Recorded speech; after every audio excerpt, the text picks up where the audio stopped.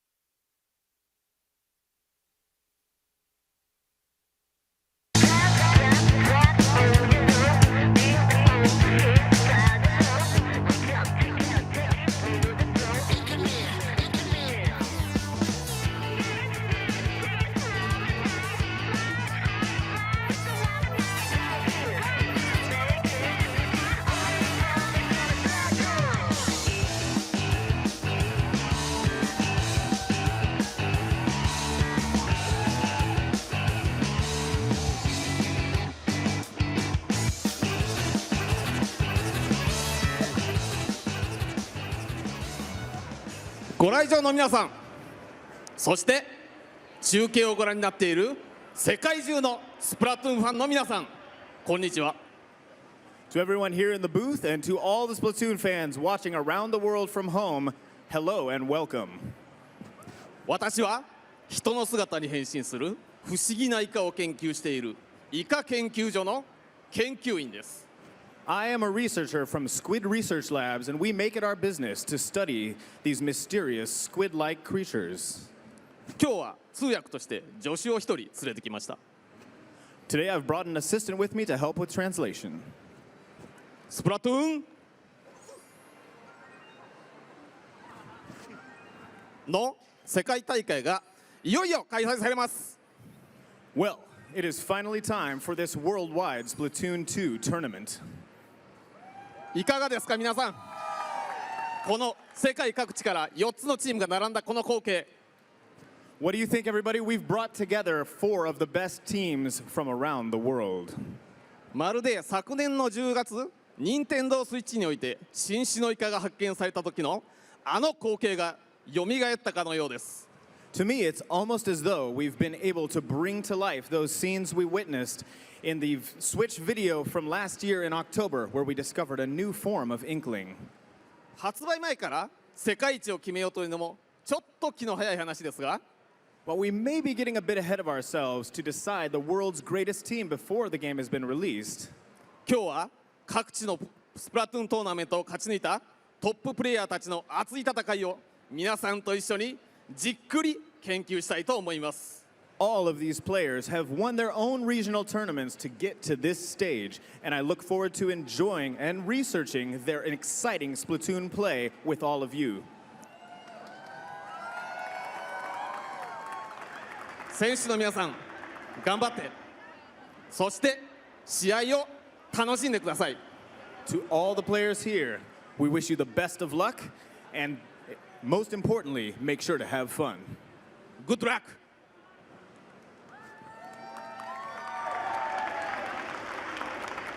Since release in 2015, Splatoon has become an international phenomenon. Teams have battled, they've splatted, and they've made it rain. The best squid squads have fought their way to the top, and now that the ink has settled, the turf has been won, 4 teams are left swimming.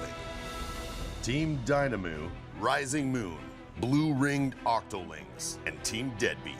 Now they've descended onto the City of Angels to take part in the first ever 2017 Splatoon 2 World Inkling Invitational, with the hope of getting their hands on the most beautiful piece of metal in the world. An award so perfect, it stands as a beacon for squids and kids all over the world. An award etched with the names of players that will make history today. A trophy with a name so splatastic, it will be remembered throughout the ages. The one, the only. This just says insert trophy name here. You need a name for the trophy. Every good trophy has a name. Oh boy, here it is. The Splatoon Sterling Squid. So who will be crowned the greatest Splatoon players on Earth? Get ready to splat!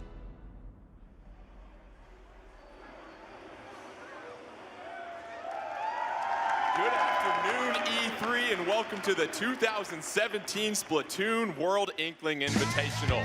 I'm Jordan Kent. I'll be your spray-by-spray host for this tournament. Joining me on my left, we have Ashley Esqueda, our lead Splatalist, and on her left, our Inkspert from Nintendo Treehouse, Eric Smith. As you saw, we have 4 of the finest Splatoon teams in the world converging right here on this stage for a fantastic tournament. And before we get to the tournament layout, Ashley, these teams have inked their way through some of the best competition. Share a little bit with us as far as their journey to get here. They have all come a long way to get here. Dynam in Japan beat out over 700 teams collectively at the Koshien, Splatoon Koshien. And then Deadbeat, U.S. Inkling Open champions, only dropped 1 match, which was amazing. Blue-Ringed Octolings ended up winning the 2017 Australia-New Zealand Splatoon Cup.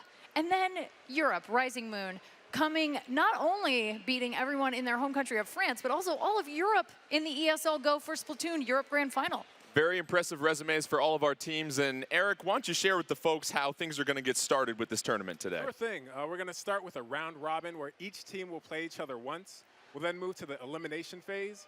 where we'll have some best of 5 series, and then the grand finals, which will be a best of 7. You mentioned that best of 5 and then the best of 7 in the grand finals. You'll get a chance to see a variety of game modes and maps on display in this tournament build.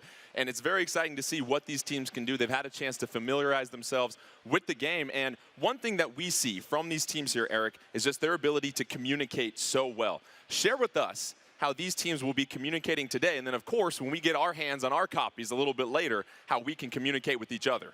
But of course, so these teams today are wearing the same sort of headsets you see like on other sort of competitive video game competitions. But when the game comes out, players will actually be able to voice chat with each other via an app that you download.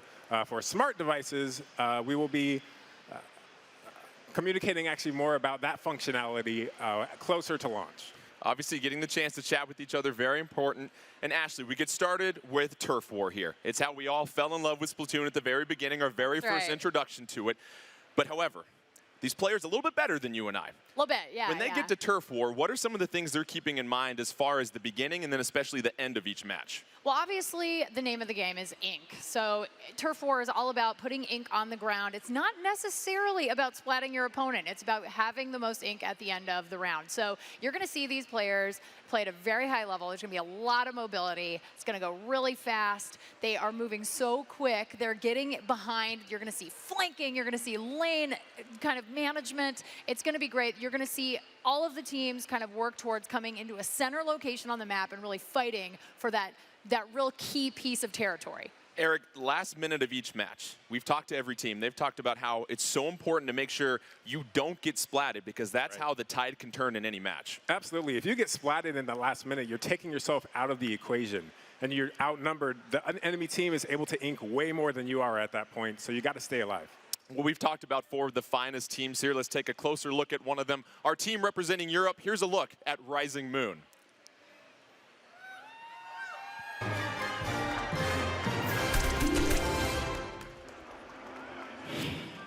Stonehenge, Easter Island, Roswell, Rising Moon.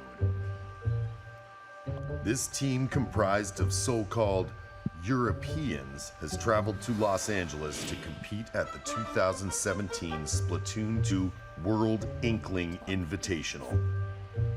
But where did they really come from? Anonymous sources trace their origins back to the mysterious place called France.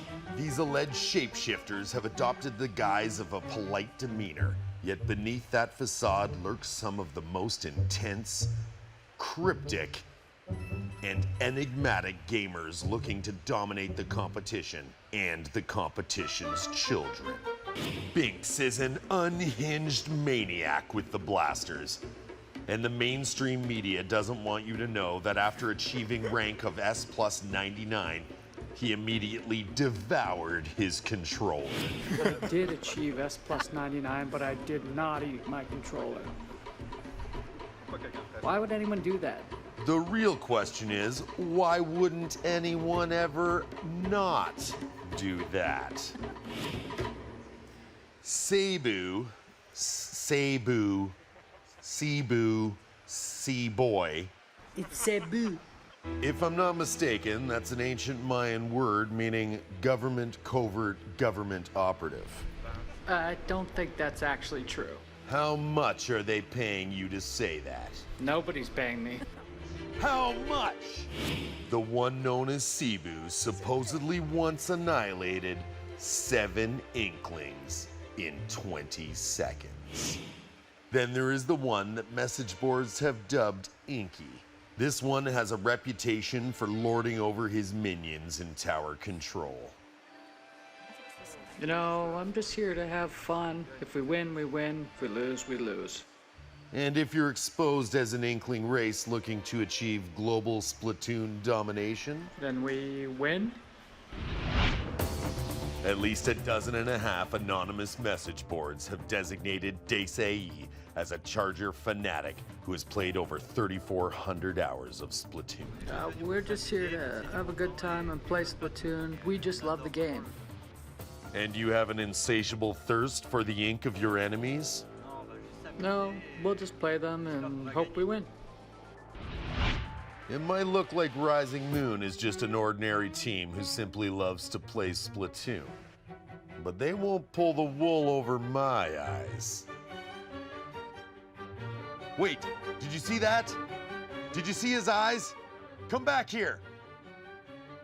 I knew it.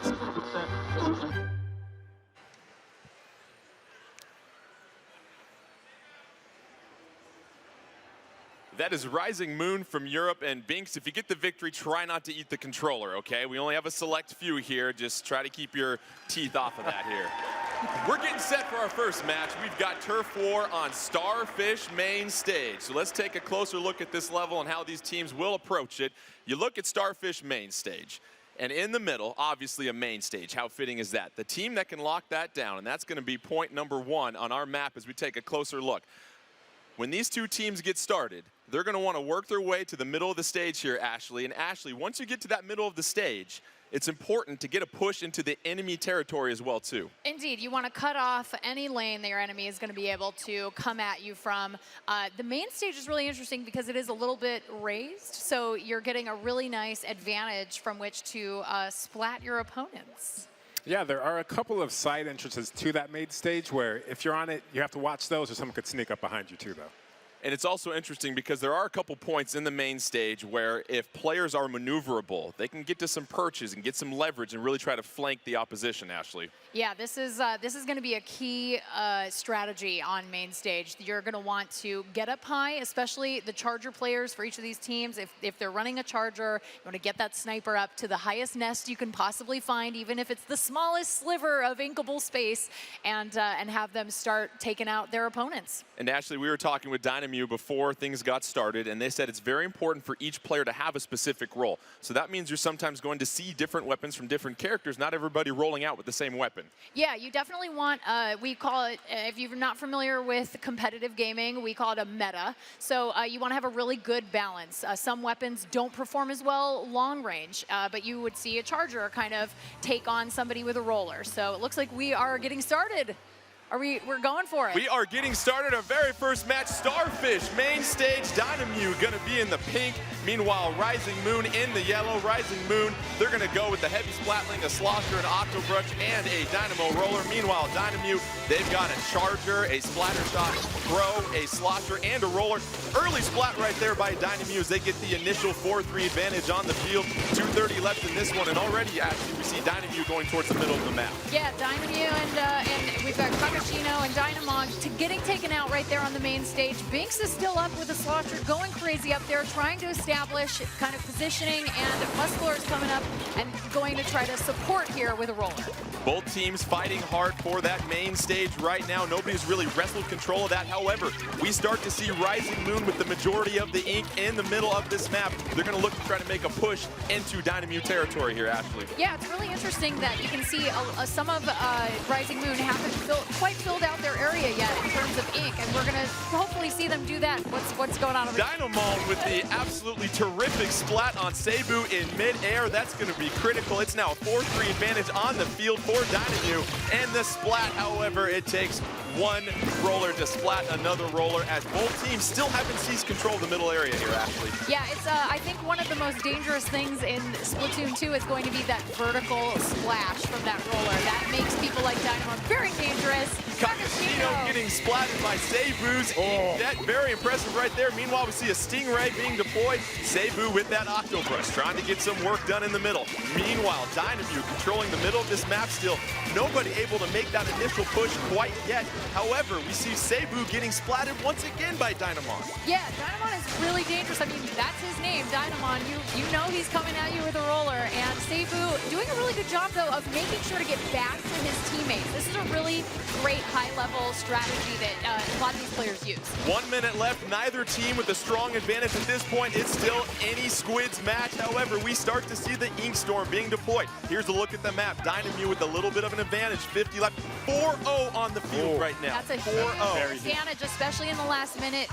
oh man, Dynamon's going to be able to get a lot of ink on the ground. 4-0 advantage, you got to be like salt and pepper and push it, baby. Meanwhile, 36 seconds left, 4-3 on the field for Dynam, and they're starting to get into the Rising Moon territory as we see some Tenta missiles from Kakashino being deployed. Rising Moon, they're going to have to fight hard to get that middle. However, Dynam doing a fine job of just saving those specials. We see a little bit of action going here on the left side, but Dynam able to hold it down, and another splat by Dynam right there. Going to avoid the heavy splatling damage right there. 10 seconds left. It's going to be close. Another splat for Dynam. That's why they call him Dynam. Another splat. Very impressive. Dynam doing what you need to do at the end of this match, and that will most likely secure it, staying alive and getting those critical splats as we see Dynam getting the initial victory in our round-robin match here in Turf War, Ashley. Yeah, Dynam really, like you said, pushed it in that last minute. They were able to get out there, get some really key splats. When they have 45 seconds left, they had a 4-0 advantage. That is going to allow you not only to put down ink in places maybe there is no ink, but also take away from your opponent. Absolutely. You saw Kakashi and Dynamon at the very end there. Splatting opponents at the 1 minute mark. They both had 7 splats total, and so we actually talked about that splat statistic actually at the end of a match. Yeah, this is really cool. So in Splatoon 2, instead of a how many times you got a splat, how many times you got splatted, we're going to see a combination of splats and assists. So this is going to be a really helpful thing for a lot of support players to get some of those really big numbers up on the screen, because if you're the Gretzky of Splatoon, I mean, you want to be rewarded for that. You want to be appreciated.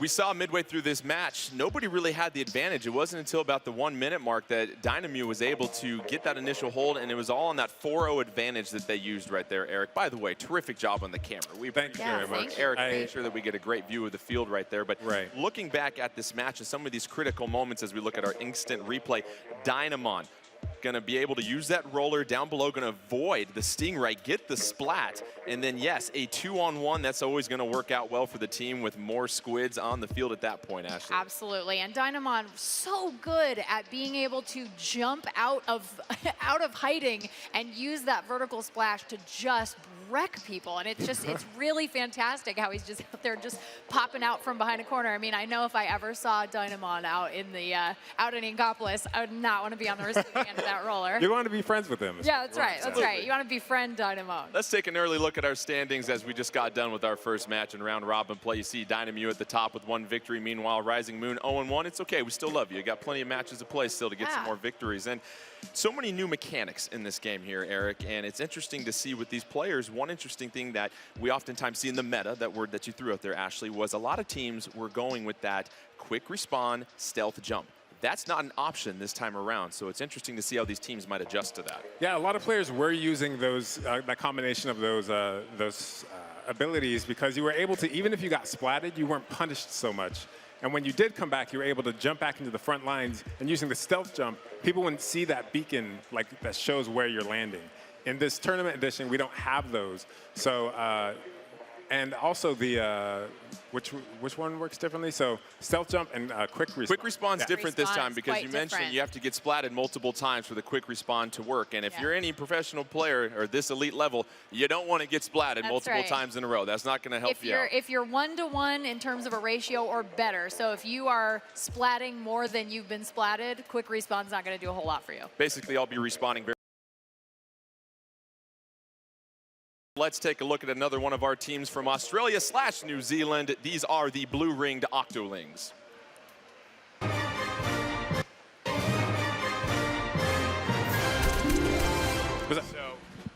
The blue-ringed Octolings, native to the land down under, are better known as Bro, are actually only represented by one Bro, an all-near female team that are massive fans of Nintendo.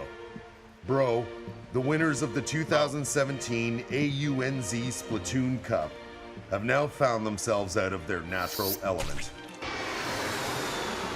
Latias is super splatastic with the Charger. After getting her first Splatoon tournament win, Latias is aggressively hunting for that next taste of victory. Give me more charges! Bicky Bird splats with the Octobrush, and has been a Nintendo fan for as long as she can remember. If I could be any Nintendo character, I'd probably be Villager from Animal Crossing. Matty Kuma is the wild card who likes variety. She doesn't subscribe to one particular weapon, but one thing is certain. She has Nintendo in her blood. My first video game was Duck Hunt. I have almost every amiibo, and my cat is named Yoshi. Yoshi? Yoshi. I like you. Yoshi. Yeah, Yoshi. Sponge Bev is a shooter through and through, and he's got an important message to all of the Splatoon players out there. I've never been so ready for something in my entire life. Watch out! Very insightful. Will these competitors from the Outback do a kangaroo leap into the finals, and will they be able to outsplat the much more experienced teams?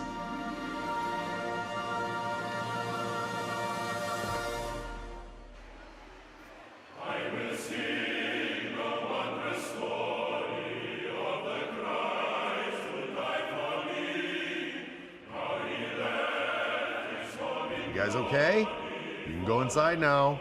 Hey guys, Team Bro. Left foot, then right foot. Inside the door, okay? Just close your eyes and go into the building. Everything's gonna be fine. Just go inside.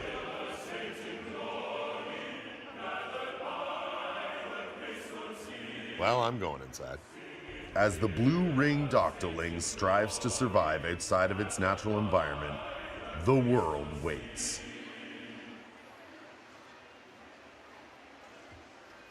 Also, the blue-ringed Octolings do have a team mom here with them, so expect them to get orange wedges in between matches. And I wouldn't go against any team with a team mom. We're getting set for our very next turf war. It's going to be on the Reef, and let's take a closer look at this Reef level. It's going to be one of the new ones in this game, of course, and pretty simple when you get to turf war. Essentially, you want to make sure that there's going to be an overpass area at spot number 1. Both teams can either attack from up top, Ashley, or go underneath the overpass to get an angle on the opposition. Yeah, that bridge is going to be a highly contested area. You definitely want to make sure that you are on that bridge and you are watching, because there are so many ways to get to the middle of this map. So, and also a lot of different areas to hide in this map and jump out. And as we have seen from these elite level players, they are really good at hiding and surprising their opponents. And Eric, we saw the Tenta missiles, a new special being deployed in that previous match, and it's one of those weapons that you can use to not only create some damage, but find out where the opposition is at too. Absolutely. The Tenta missiles has 2 phases. So the first one is a targeting phase. You actually click the button, and a big reticle comes up, and you can see through walls to see exactly where enemies are and how many ever enemies you target. So you can target the entire enemy team. And then when you pull that trigger, it shoots out 4 missiles per enemy and splats them. Let's get set for our second match in turf war. We've got Australia/New Zealand. The blue-ringed Octolings taking on Deadbeat of USA. Blue-ringed Octolings going to be in the purple ink. Meanwhile, Deadbeat in that turquoise ink. Let's get things started. Deadbeat going to go with a roller, slosher, splatter shot, and the heavy splatling. Meanwhile, blue-ringed Octolings, a couple of splatter shots, an Octo Brush, and a charger. Initial action in this one, Ashley. Really? Looks like Deadbeat making a push for the top of that overpass. I gotta say, really surprised Howard not picking up a charger. He was so dominant with that inside the at the US Inkling Open. We're already seeing some splats happening. Deadbeat taking one player down really quickly. But yes, it is a fight for that bridge.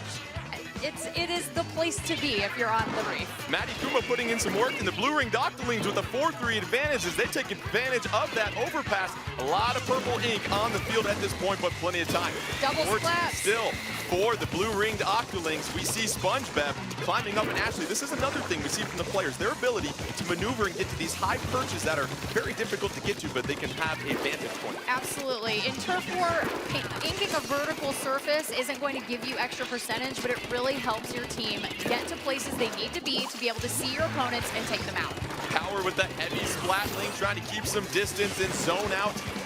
The blue-ringed Octolings 4-1 advantage for Deadbeat, though. Here's their opportunity. Don't forget, you can look at the top of your screen and any one of those squids that's flashing. That means they've got a special charge up ready to go. 4-4, things are even once again on the field. A lot of purple, though, as the blue-ringed Octolings getting a bit of a push on Deadbeat. Deadbeat on their heels a little bit here, Ashley. Yeah, I'm really surprised to see this, but you know what? Sometimes if you can make those pushes, if you can get those splats and take out some key people, you're going to be able to have a great advantage in putting down a lot of ink while someone else is waiting to respawn. 4-3 advantage, blue-ringed Octolings with about 1:12 left. It's starting to look pretty even. Slight advantage for blue-ringed Octolings. And Latius with an unbelievable splat on Wit. So impressive. Just the dexterity and aim of Latius right there, Ashley. Very, very good play. I mean, these Charger players, one of the things I love about Chargers in Splatoon 2 is you're actually able to drop down into the ink, save that charge up, pop out really quickly, and make that shot. I mean, we've seen some people jump out of the ink, go airborne, and make those perfect splats. You can't sleep on Deadbeat, though, as Hexen getting a major splat at the top of that overpass, and they're starting to get a bit of a push with a 4-2 advantage briefly over blue-ringed Octolings, but blue-ringed Octolings respond right here with another splat. Here comes a splashdown on Wit. A dunk in your face right there by SpongeBev. 30 seconds left. 2-2 on the field. Anybody's match at this point. We're starting to see a little bit more turquoise take over for Deadbeat, though. SpongeBev trying to distance himself real quickly, Ashley. What does SpongeBev need to do to help out blue-ringed Octolings at this moment? Definitely get out there, take a friend, take a teammate, be together, and you've got to win those one-on-ones. So here they are right here, fighting against Tim. Deadbeat trying to close things out right here. It We have another splat. It's 4-1. Blue-ringed Octolings, they have time for one more final push. Did they get enough? Oh. That's close. This is going to be close. This is in Judd's pause right here. Let's see what happens. Our final score. I can't tell you from my vantage point. No. Let's see here. Quiet. And the victory for the blue-ringed Octolings, 44.7. They get the initial victory over Deadbeat.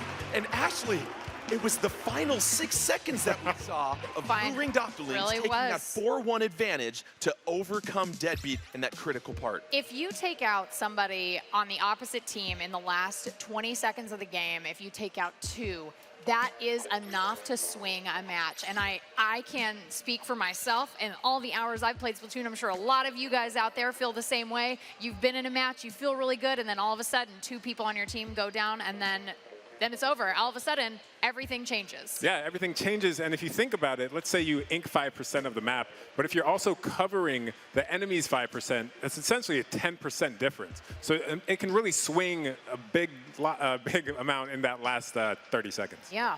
Let's not slow down this hype train. Let's get set for another matchup. This time it's going to be Japan and Dynam versus USA and Deadbeat. And we saw Deadbeat. They lose to blue-ringed Octolings, but they get a chance to bounce back at this point. And you look at what Dynam was able to do in their first match. What's something that Deadbeat might try to do differently this time around? I mean, I feel like they got to just put a charger in Power's hands, right? I mean, that was what got them here. But the charger is so different in Splatoon 2. It doesn't feel the same. It's a little bit different. It's definitely it's changed. It's changed. I wouldn't say it's totally different, but I mean, yeah, you can store your charge now. So before in the first Splatoon, you'd have to sit up kind of on a perch, fully charge your shot, and then let it go. And you couldn't hide in the ink if somebody was coming after you. Yes, but now you can charge your shot, hide in the ink, pop back up somewhere else while still retaining that charge. Full charge ready to go. Immediately blast them. And that's a huge, huge advantage for anybody looking to play a charger in Splatoon 2. Right. Well, we also talk about those specials, and we have a contingent from Ink TV that just went berserk when we saw that splashdown. And that special right there, when you look at it, Eric, it's one of those specials that if you can time it perfectly, it can create a huge swing of momentum in the match, and it also just looks so freaking awesome. It looks awesome. It really because awesome. when you activate it, people scatter because they're scared. They're like, okay, this explosion's about to happen. I'm getting out of here. But you also can actually execute it while you're in the middle of a super jump. So when you're super jumping to one of your opponents on one of your teammates on the front lines, if they're surrounded by enemies, you're going to drop down, hit that, and it's going to create this huge explosion, taking out 2-3 enemies possibly. Yeah. It's a new Splatoon, which means we have yet another new map as they get set for Turf War. This is going to be Humpback Pump Track, Eric. And what's unique about this level is the other ones we've seen, there's sort of a middle area, and then each team has their respective half of the map. Humpback Pump Track, though, it's going to be a circular map with a lot of ways to access that major hump in the middle. Right, that major hump is very important to hold down because it gives you such good sight of the entire 360 map. And there's so many ways to approach it. It's going to be hard to hold once you do get it. But Ashley, we also have this outer track right here where, yes, if you have a BMX, you can pop a couple wheelies on the outside as you're spreading some ink around the area. You've got to really keep your head on a swivel when you see how many different ways that you can get flanked on this map. Yeah, exactly. I mean, this track is actually a really key part of this map just because this is going to enable your team to get all the way around the map, get behind your opponents, take them by surprise. And if you can keep that lane open almost all the way around, you're probably in really good positioning to get some key splats. It is also consistent with some of the other maps as well, too, because there's a little bit of verticality in this map as well, too. We notice there are a lot of ledges that are just a little bit higher than jumping range that you've got to really be able to balance when you're trying to take on your opponent and really observe them. How does that factor into humpback pump track? I mean, anytime you can get a high ground, that's always an advantage, especially for anybody with a roller, a slosher, a charger. I mean, those are great weapons to have when you're up high. So I think in this map, being able to be eye level with that mound in the middle of the map, even if you're not right in the center of it, is a really great way to actually offensively try to take back that section of humpback pump track. As we get set for this third match in our round robin turf war portion of this tournament, one other thing, let's get real technical here, Eric. We talked about the splashdown. You mainly have to be on the same level as the opponent that you're trying to splash down because that splashdown is coming from the epicenter. If you're behind a wall or below a ledge where you are blocked from something, you won't get splatted. Yeah, absolutely. And if you have cover nearby and you see someone using a splashdown, you better get behind it. Yeah, Let's take get to cover. our third match here. Deadbeat taking on Dynam. Dynam in the pink, Deadbeat in the blue. Both teams getting an initial start. Deadbeat going with a couple of splatter shots, a heavy splatling and a slosher. Meanwhile, Dynam, our first look at the splat dualies, the slosher, a charger, and a roller as Kakashino getting the party started in the middle of the map. However, Tim with the splat from behind, Ashley. Yeah, Tim got the splat, but then, of course, Dynamon comes in with that roller. Hexen and Dynamon having a 1v1 right here in the middle of the map. This is really exciting. I always love seeing great players go one-on-one. But now, Dynamon has Kakashino, and it looks like Hexen is going down. You see Dynamon's point of view, but also the rest of Dynam doing a fine job of just inking their half of the map right now, being very diligent. We see a Stingray being deployed. 2 specials on the field for Dynam as they have the 4-2 advantage over Deadbeat at this point. Kakashino with that slosher, trying to get things pink all over the place, and then here come the Tenta missiles. Here come the Tenta missiles. I mean, you're going to see Kakashino put down immense amounts of ink with that slosher. He's going to have those Tenta missiles a lot in every single game. Kakashino getting the splat on Wit just there. Meanwhile, power on the outside BMX track of humpback pump track. However, a splat for splat right there as we have a 3-2 advantage for Dynam on the map.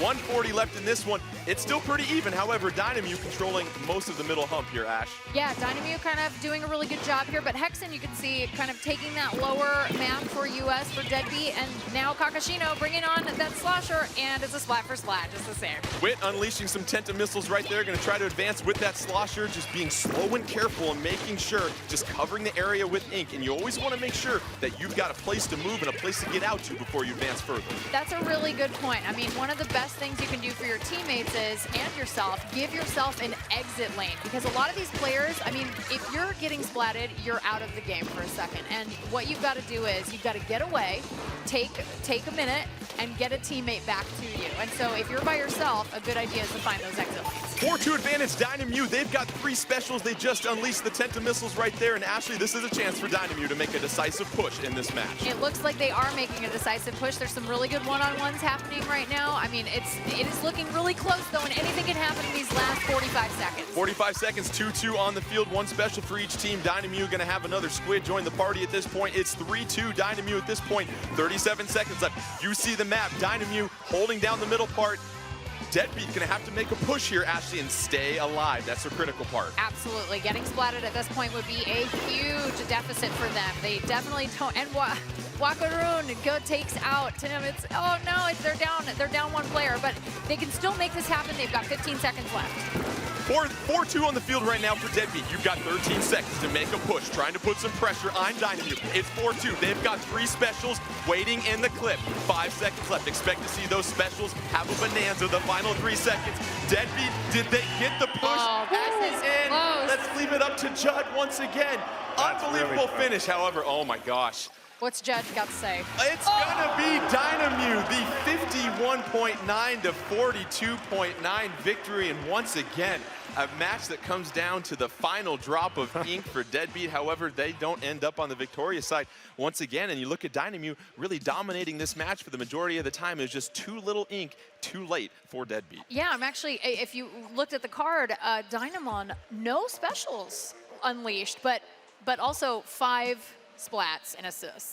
That's great. Let's take a look at the current standings. Don't forget, after this round robin part of Turf War, we will see the teams 1 through 4. 1 will take on 4 in the first elimination round, 2 versus 3. So that was a heated battle between Deadbeat and Dynam. We might see them in the next round. 2-0 Dynam in the lead. Meanwhile, Blue Ring Octolings 1-0. Rising Moon, they've dropped a game. Meanwhile, Deadbeat in a little bit of a hole. They're going to have to ink their way out of that as we get set for a couple more rounds of Turf War. And really just Dynam working really well as a team, and it seemed like they never just felt too much pressure from Deadbeat that entire match, Ashley. Yeah, they're a well-oiled machine. They've been playing together for a long time. One of the things I thought was really interesting about Deadbeat is they have never met IRL until now. So they have never actually met in person until this tournament, which is really cool, but also it's one of those things where you kind of want to have that synergy of like playing together in the same place and being able to kind of put things together and do the thing. And so maybe that's a little bit of a hurdle. Well, we've talked about communication, and Eric, what are some of the things that these players are going to communicate to each other throughout the match as far as helping them really be on the same page?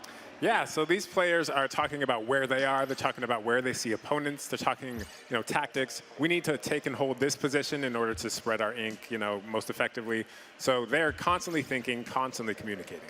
And you really look at what Deadbeat was able to do last game, late in the round. They had those 3 specials, but they just needed a little bit more time. So you wonder if Deadbeat might go back to 5 more seconds. 5 more seconds. They might go back to the drawing board and rethink some things for sure. We're going to get set for our 4th matchup right now. We've got the Blue Ring Octolings from Australia / New Zealand taking on Rising Moon representing Europe. And we've got yet another new map to highlight. We're going to have Muscle Forge Fitness this time. And when you look at this map here, Ashley, it's really about what we call that rock climbing pyramid in the middle of this map.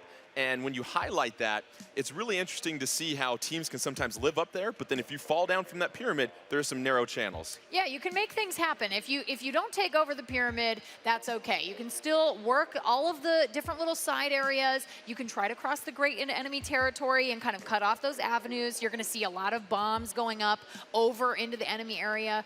There's a lot of great ways to sort of stop your opponents from even getting to that center pyramid. Yeah, absolutely. Cutting off your opponent's lane of attack is one of the most important things you can do. So because you limit their movement, and movement is everything. And lastly, this map does have that little bit of an area that we talk about, Eric, where there are some ink-proof walls where you can't really make much of a push beyond that. So these teams will have a little bit of a safety net if things get a little too overwhelming to make a pushback. Right, and there's usually a couple of ways you can get out of that part of your base. So if, an enemy is kind of camping one spot of that, you can take a different route. Rising Moon getting set to take on the Blue Ringed Octolings. And the Blue Ringed Octolings, Ashley, they get the victory over Deadbeat in the opening round. And it was interesting. We had the mixer the other day, and they get a chance to play a little Splatoon 2. And it's not on the teams. You're mixing it up, country versus country. They felt very confident after they had a hands-on approach once again with this specific build. Yeah, I really liked how when we spoke to them, they said, the cool thing is we feel confident because we all have the exact same amount of experience with the game. No team has played more Splatoon 2 than somebody else. And so I think that's really apparent here. I mean, we had I would consider that to be an upset, our first upset of the day. As we look at some of the other specials, we saw a couple of the Stingrays here, Eric, and we'll maybe get a chance to see that in this map. But really, these players are getting familiar with what specials play well with not only their individual play style, but the team play style. Yeah, and there's a limited amount of specials they can use, so they need to plan to use those as effectively as possible. Let's get this 4th match in our round-robin tournament started here. We've got Rising Moon in the orange. Meanwhile, Blue Ringed Octolings in the purple. Rising Moon going with a roller, slosher, Octobrush, and a blaster for our first appearance. Meanwhile, Blue Ringed Octolings, 2 splatter shots, a Octobrush, and a charger, as we already see a couple splats. 4-3 advantage on the field right now for the Blue Ringed Octolings. Cebu gonna hang out some ink right here actually as Rising Moon tries to hold down that rock climbing pyramid in the middle. Yeah, this is a dangerous location for Cebu to be hanging out in, but gets the splat, able to jump up, swish that brush around, get that ink into everybody's face, which is really great. And now we got the inkjet. Cebu and the inkjet, meanwhile, getting a splat on Latias right there and then landing back in the ground. Cebu inking a masterpiece with that brush right now as we have the early advantage going to Rising Moon on this map, and they're doing a fine job of keeping the blue ringed Octolings on their heels. Yeah, you'll see on the north and the south sides of the map, you'll have these areas where you can drop down. They're going to put as much ink as possible. Rising Moon will put down as much orange ink as possible to keep them out of there. They want them to come across that grate so that they can funnel them through and take them out systematically. SpongeBob falling victim to some Tenta missiles right there. Meanwhile, we have a splashdown being deployed for the blue ringed Octolings. You see the map advantage right now. Rising Moon, 140 left, 4-4 on the field, a couple of specials ready to go for Rising Moon. Latias trying to just take aim at a couple potential opponents at this point, not having much luck finding anybody right there. However, doing a fine job of holding that back line for the blue ringed Octolings. Yeah, really nice job taking out Cebu there. Cebu kind of going nuts with that. Oh, I saw some Toxic Mist. That Toxic Mist will reduce your ink. We're down to 118, 4-2 advantage on the field for the blue ringed Octolings. Let's see if they can make a push, and they're starting to get one. Two specials charged up. Stingray being deployed by this point by Latias, doing a fine job of using some cover. 4-4 still, neither team wanting to give up some ground. However, blue ringed Octolings, they've got Rising Moon pushed back a little bit as it's now 4-1 on the field. This is kind of a change of pace here. About a minute ago, we had a completely different map. Now it's covered in purple. We're seeing blue ringed Octolings really make this last push in the last minute of this match. There's the first pushink of the match. I love to hear that as SpongeBob gets a splat right there. Meanwhile, Andy going to try to keep SpongeBob at bay with that suction bomb. No luck there. 4-4 on the map, 30 seconds left, and really it seems like it's going to be the team that holds the top for the final of this match that's going to win this one here. That pyramid is so key. SpongeBob going down. They are at a deficit. Let's see if Rising Moon can make things happen right now in the last 20 seconds. Two critical splats. Oh, however, Rising Moon coming back, and the moon is rising right now with 17 seconds left. You've got two specials charged for Rising Moon. They've got the blue ringed Octolings on their tentacles pushed back. Meanwhile, Vicky Bird trying to get some desperate ink along that side of the rock climbing pyramid. Is it going to be enough? I don't know. I see a lot of orange on this map. A lot of orange ink down there. And it might be another potentially close match. Let's see what Judd has to say on this one. We really saw Rising Moon turn the tide late in this match. And our final result, that victory is going to go to Rising Moon, 46.7 to 43.8%. And really, we talked about how important it is actually to stay alive. And it was Rising Moon writing that critical 4-2 advantage late in the match to make the push of momentum right there. Yeah, that last 30 seconds is absolutely key. If you are able to convert and get those splats, keep yourself from being splatted, get out of the heat when you're in the kitchen and be like, hey, I gotta wait a second before I do this last push because I'm alone and I don't want to get surrounded or splatted. You wait for your teammate to jump and then you go. Eric, we've got a couple of replays we'll take a quick look at here. That was a very intense match, real back and forth. That's what you expect when you get teams of this caliber. Here's Cebu hiding down on that lower level, able to pop up out of the ink and use that Octo Brush to get the splat. And then once again, you see SpongeBob down below. Cebu gonna use that inkjet. And what's the best part about that inkjet in order to get some splats there, Eric? So that inkjet allows you to get to places you actually wouldn't be able to. So kind of over walls that you can't climb because they're ink proof. You saw there with Cebu, actually Cebu went around and splatted because able to flank using that inkjet. The danger with the inkjet is that once the time is up, you actually go back to the spot you initially popped it from. And everyone knows that because there's a little beacon there. So if you don't use that in a safe spot, people are going to camp that because they know you're coming right back. We see that inkjet, it harkens back to fine memories from Super Mario Sunshine. You see the ink that's propelling you in the air. That ink that is lifting you up in the air, does that have an impact on anything on the ground? It does. You can actually splat people using that. So if you fly over someone with all the kind of ink exhaust coming out, you can splat them with that. It's also inking your turf. So, you know, people can follow you using the trail you leave behind. It's a really great way to escape. If you're in a little bit of trouble and there is nothing but enemy ink on the ground, that's a great way to get up, and get out. It's true, but you're also kind of exposed because you're up in the air. If there are chargers around, you're kind of sitting a duck. squid in a barrel. Yeah. Squid in a barrel. I love it right there. Well, we're going to get set for our 5th matchup in this round-robin portion of the Turf War. We've got the blue-ringed Octolings taking on Dynam. This time it's going to be Moray Towers. We all know and love Moray Towers from the original Splatoon. However, it's a little new and improved. It's the map you love to throw your controller at. Absolutely. So spot number 1, you've got that sort of lower level quad right there where a lot of the action can funnel to. However, there are rails, Ashley. And Ashley, as I draw these rails, why don't you tell the folks what players can do to use with these rails to access some more mobility? I'm very excited about ink rails in Moray Towers specifically. So these players are going to be able to ink a rail, it will turn their team's color, and then they can ride in that rail to places they wouldn't otherwise. Take them much longer to get Right, yeah, and especially because it's essentially an inked turf. Because if you haven't inked the turf, you're going to have to then ink it and then go. But if you pop the ink rail, you can just get on and ride it immediately. Other subtle changes we noticed, when you're in that quad area, Eric, there's a little bit of a half pipe that leads to this long vertical wall. We've been known in Splatoon to see a lot of chargers sit on top of that wall. That wall has been shortened this time around, making it easier to get up to any chargers that might be perching there. Yeah, before, if you held that position, you had a great oversight of the entire bottom level there. But with that being able to be more, it took a while to swim up that wall. It took a while to swim up that wall and take out. So now they'll be able to rush that nest and take out anybody with a charger who's trying to get things set up. 2-0 Dynam taking on the blue-ringed Octolings. Moray Towers harkens back to the original Splatoon. Let's start with Dynam in the green, taking on the blue-ringed Octolings in the pink. Dynam going to go with a Splatter Shot Pro. Meanwhile, a Slosher, a Dynamo Roller, as well as a Charger. Meanwhile, you see the blue-ringed Octolings going with that Octobrush, Splatter Shot, Charger, and Heavy Splatling. You notice Autobaru from Dynam hanging back, painting all of the turnbacks, all the switchbacks. There you go, Vicky Bird with a huge Octobrush splat.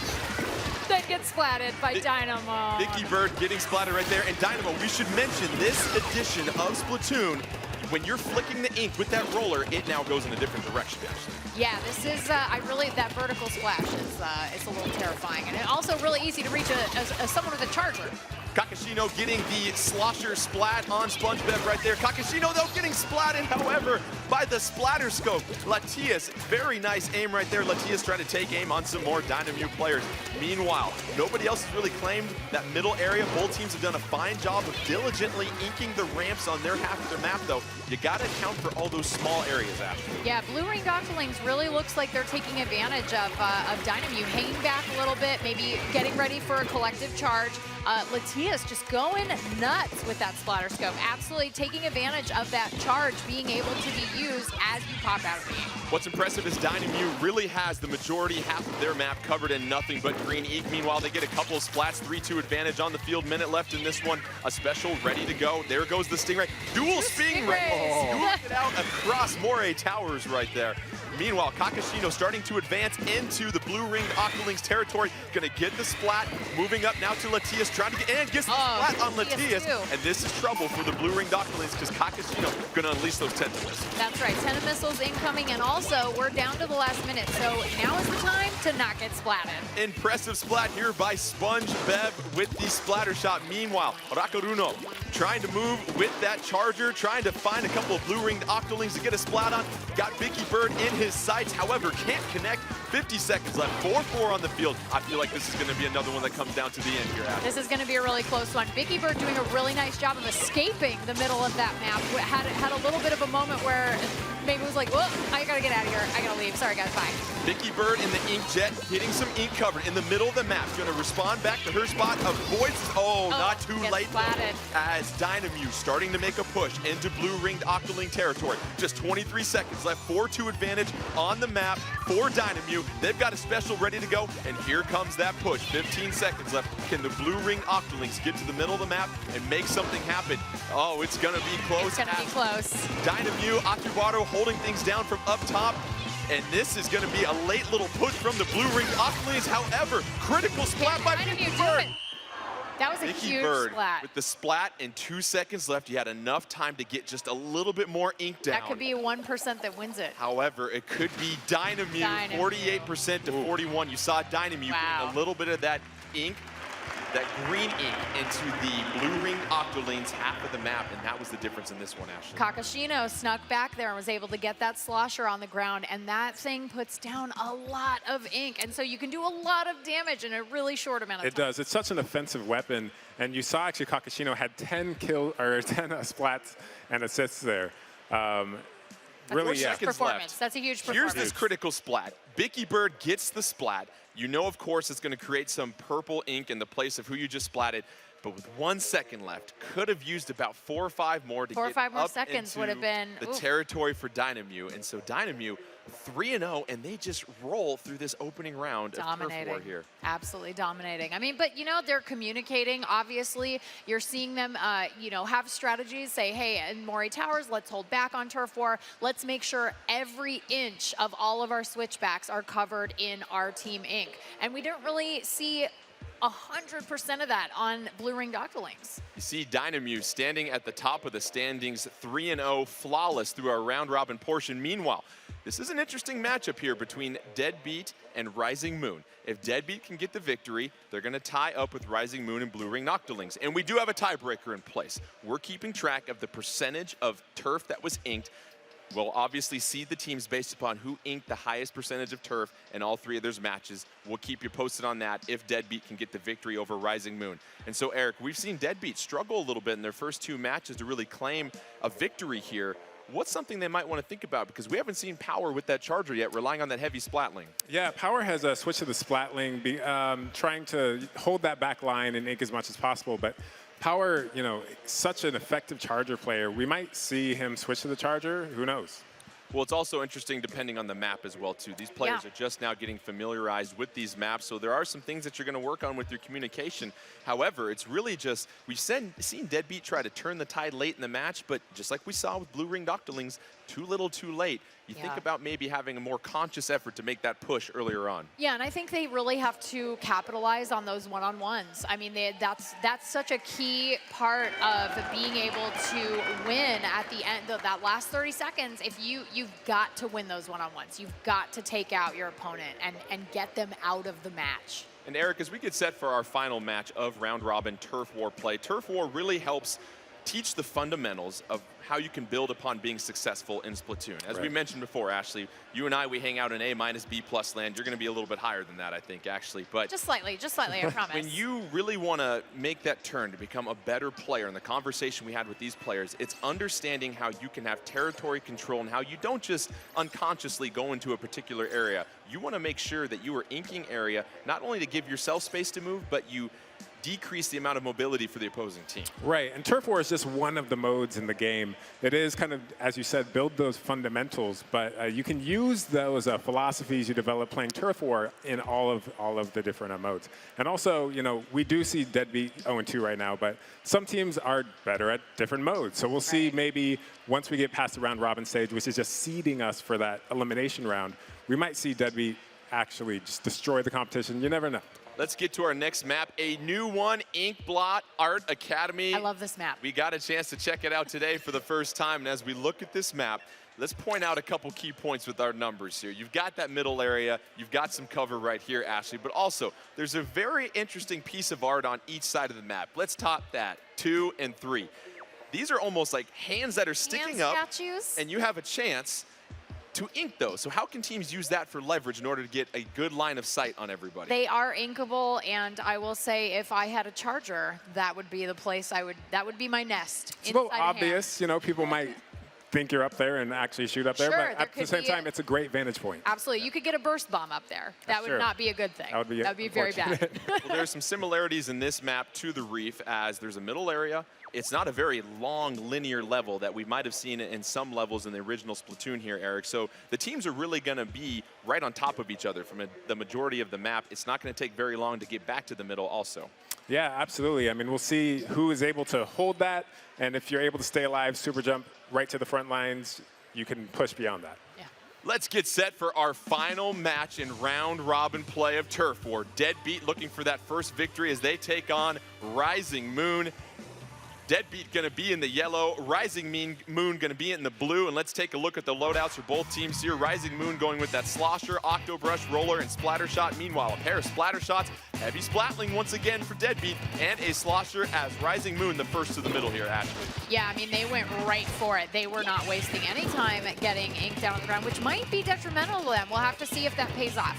And right now, we see Deadbeat. Everyone's just sort of holding the same linear position, getting some ink covered, making sure nobody advances too far out without some support behind them as we get a vantage point of Tim, and it's a 4-3 advantage right now for Deadbeat. A couple specials ready to go, 3-2 on the field. Early advantage with 2:25 left in this one, Ash. Yeah, you can see Deadbeat really making a push here because they have that player advantage. Hexen really just doing a lot of damage and taking out a lot of our Rising Moon players. Tim being very aware for Deadbeat, finding one of those lower areas that you can go and ink every single percentage. Very vital in Turf War. 4-3 advantage and a trio of specials ready to go for Deadbeat at any moment's notice. Yeah, I see some really interesting things happening down here with Seibu is taking a little bit of a sneak attack here, trying to take out Wit. Let's see if it works out. It does. He takes out Wit. That's great. And now we're seeing Power with that Splatling get taken out. The Heavy ink Splatling. jet with a huge blorb of ink to take out Power. Power drops down from that perch. However, Tim's gonna avenge his teammate right here. That's right. As Tim Avenge going the back splat. to the lower level, get some more ink down there, and we saw Power at the middle of that tower, in the middle of the level, a really important spot and vantage point for him. It is, but it's also really dangerous for him because that Heavy Splatling has a huge wind-up time. It takes a long time to get that thing to charge, but once it's ready, he is going to be very dangerous. Tim sees Seibu trying to undo his work that he worked so hard for. Going to try and get him. Here comes the splashdown, but no. Seibu getting the splat with the Octopus while Tim was midair with the splashdown. Too late there. 1 minute left. 4-4 on the field. Right now, the advantage looks like it's going to Rising Moon as they're starting to make a bit of a push into Deadbeat territory. It's 2-2. Seibu in that inkjet. He's gonna have to splat down though. He just took off, and that's the importance of having your exit lanes ready to go. Seibu is trying so hard to take out Hexen, and this is a great one-on-one, and I'm really curious to see this could be a key moment. 43 seconds left, 4-4 on the field right now. Seibu trying to escape some danger right there. Wit gonna try and flank him with the slosher. Tim unable, gets the splat on Seibu. It's now 4-2 for Deadbeat. Here's where they've got to make that push we've talked about, Ashley. This is a huge advantage for Deadbeat. They're going to push forward. They've got 2 specials ready to go. Tim is already pushing into enemy territory. Keep an eye on Andy at the bottom part of the map right here, trying to cover some important territory, trying to get the slosh. He's going to go one-on-one with Wit. Wit using some coverage. Andy with a critical splat against Wit, and that's going to allow Andy to move out and cover some precious yellow territory. It's now 2-1, 3-1 on the field for Deadbeat. They've got 5 seconds left for a push. This might be enough. Tim a lot of yellow ink down into action, and let's see what the result here is. Did Deadbeat get enough done late in this match? It looks like they might have. What does Judd have to say? And yes, that's going to be a 50.5 victory over 32.8 for Deadbeat. That means our producers in the back are going to have to do some number crunching to figure out what's going to happen with this tie. But what we saw from Rising Moon, they did a great job of making sure whenever Deadbeat covered one of those lower areas, they rushed right in there to make sure that they covered it up, and it forced Deadbeat to really get away from what they were trying to do to go take care of the damage that Rising Moon was doing. Yeah, absolutely. And then we also saw them really make an effort to keep the north and south parts of the map in the center covered in yellow. So that way, if they were in trouble, if they have a teammate jumping in, they're able to have those exit lanes. They can come back and have that advantage of, oh, well, you haven't inked here. Sorry, Rising Moon. And Eric, how important is map recognition when you get to Turf War? Because a lot of times, so much of the action is sometimes concentrated in the middle of the maps. We saw those lower areas that you can't ignore, especially late in the match. Yeah, absolutely. I mean, certain players tend to gravitate to certain parts of the map. I mean, you have your little hiding spots that you love to go to. If you have a new map like Inkblot, you haven't established those yet. So you really need to figure those out before you can use the map to its most effective. So we talked about our producers doing some number crunching in the back, and as we said, it was the highest average percentage of ink covered throughout the 3 matches. In first place, obviously, we've got Dynam. They're 3-0. Australia, USA, and Europe, all tied. How about these numbers here? Australia, New Zealand, 43.4%. Deadbeat, 43.4%. No. Wow. Rising Moon, How 34.56. is that So as we That see is the teams getting set for the first set of elimination matches, it'll be Dynam taking on Rising Moon. Meanwhile, the blue-ringed Octolings of Australia, New Zealand taking on Deadbeat as we advance to these best-of-5 modes. So we knew the competition was good here, Ashley. This is fierce competition. It is literally dead even. This is amazing and honestly really impressive by all of the teams to come out and have this really even match. There's nobody who's just getting swept. And we see that these teams, as we mentioned, trying to adjust to different types of strategies here, Eric. We mentioned you've got no more stealth jump along to go with that quick respawn. There's no more ninja ink as well too. So these teams are really going to get a feel for each other. Are you excited to see how the strategy might evolve throughout these matches? Yeah, absolutely. I mean, all these teams really are reading their opponents. They're seeing, what's most effective against this team, and they're evolving their strategies based on that. An unbelievable set of round-robin matches in Turf War. We've got our teams seated. We're going to take a short little break, then get set for our first elimination matches, best of 5, as we continue with the Splatoon 2 World Inkling Invitational.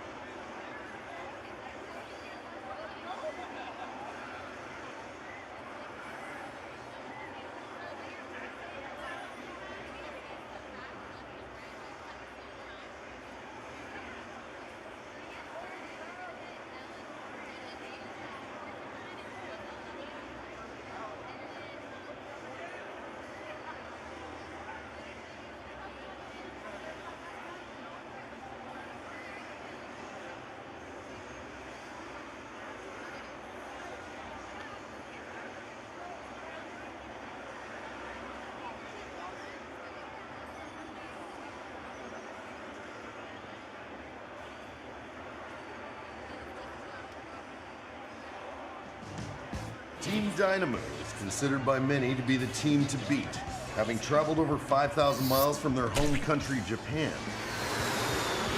A country notorious for having the most competitive Splatoon scene.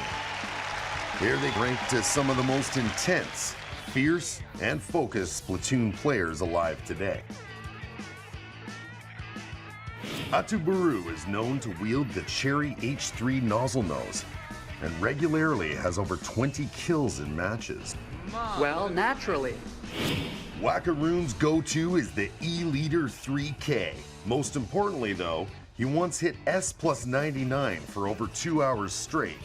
Just so everyone's clear, that's crazy. It was rough, but we were able to continue the score counter until we won for 2 hours.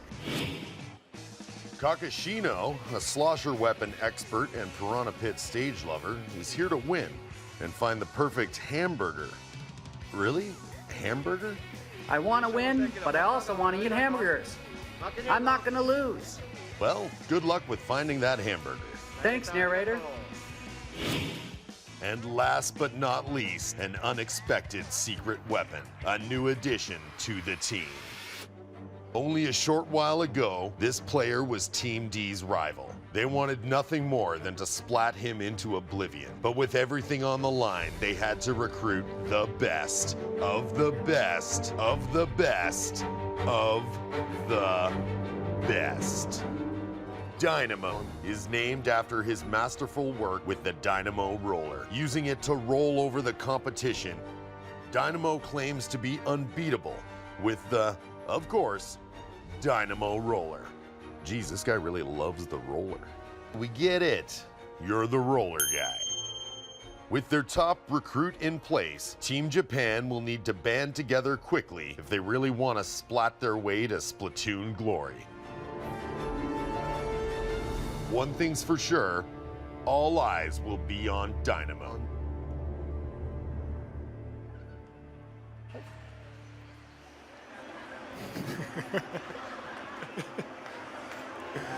Oh, what a look right there. And Dynam, no coincidence that they have a player named Dynamon.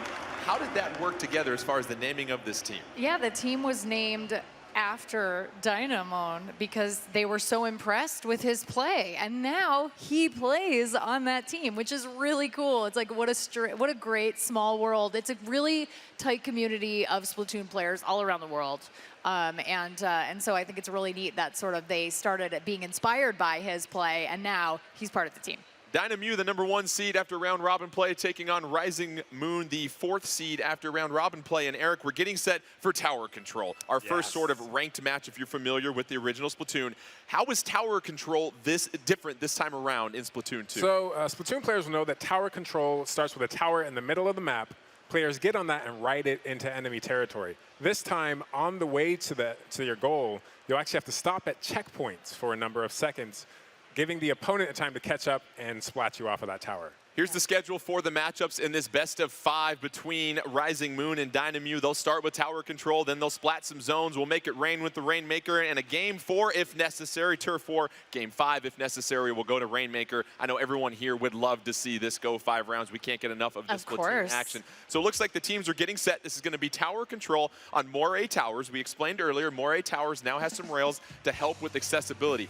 Going to be interesting, Ashley, how some of these new sub-weapons might come into play with Tower Control. Yeah, I mean, that Toxic Mist is going to be key here. It's going to be key here because it's going to slow people down, it's going to take their ink away, and it's going to hopefully help them take back a tower if it's not in control by them. Dynam in the yellow, Rising Moon in the purple, as Dynam making the first approach to the tower. Nobody riding it quite yet. We see 3 sets of the Toxic Mist, and Ashley, these players were loving the Toxic Mist, especially in Tower Control during that open period. They got to practice. Absolutely. Being able to slow your opponent down and also take ink out of their tank is such a big deal, especially when ink management can become a real problem if you find yourself caught with an empty tank. Dynamon riding the tower, initially getting to that first checkpoint. It's got to sit there now, and you have to hold back Rising Moon. You see the counter on top of the timer, 10 seconds left. What's also important, though, Ashley, is as that timer goes down at a checkpoint, that's proving your score. And we see Dynamon just with a couple of fantastic splats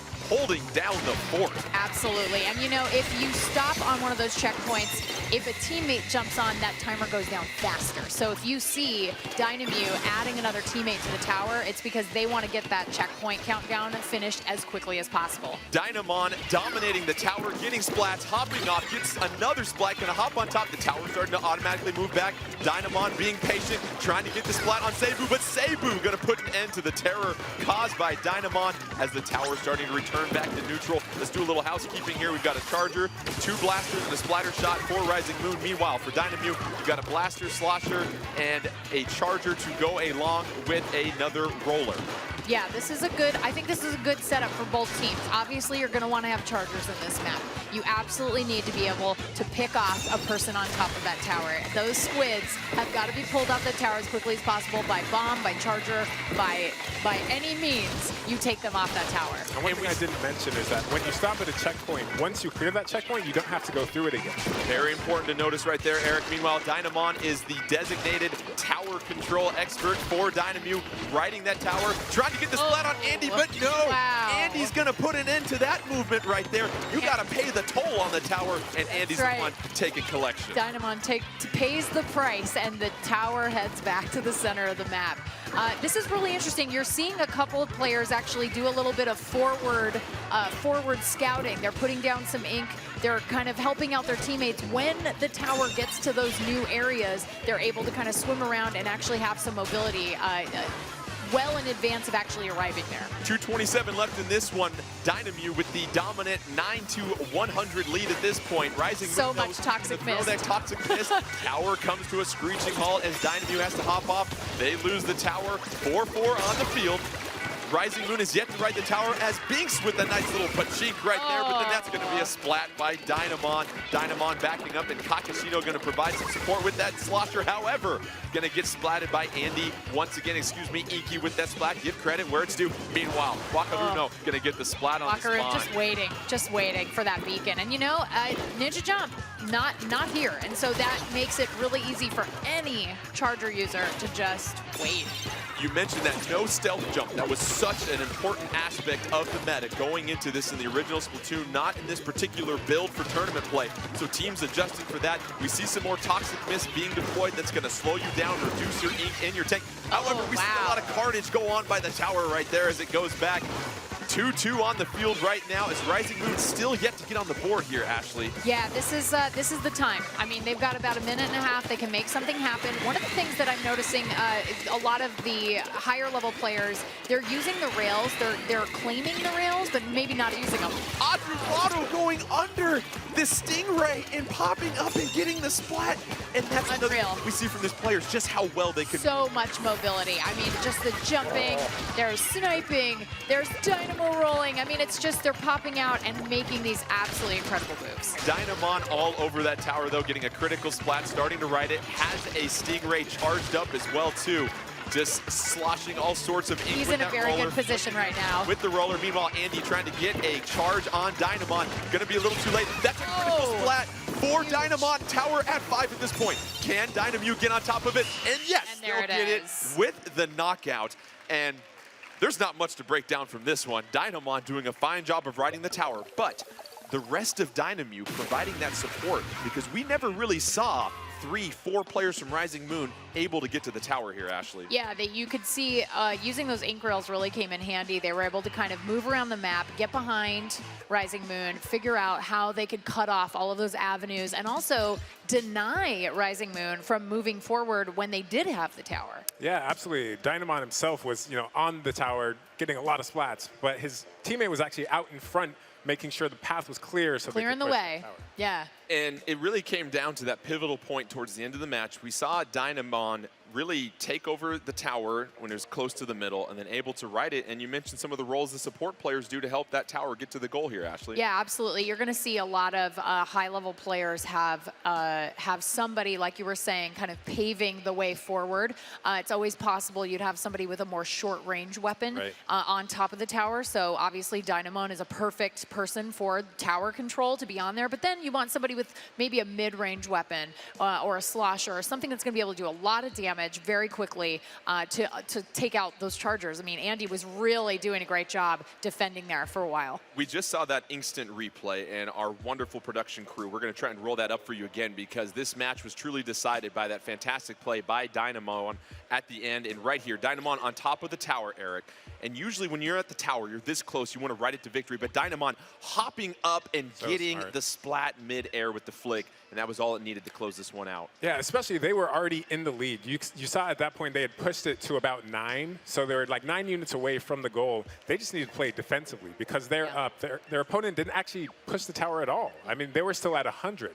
So whoever has the lower score there, even if they don't get the knockout, if time expires, whoever has that lowest score is going to win. Well, what was interesting at the tail end of that replay, you saw a splashdown being used. And what's different about these specials that was utilized so much in Tower Control in the original version, there's no invincibility specials this time around, Ashley. There's no bubbler. No There's Kraken. no Kraken this time. This is a no Kraken zone, everybody. You can't just ride that for the final 10 seconds to victory. You've got to be much more offensively minded. Yeah, this is the thing I love about how this tournament is set up.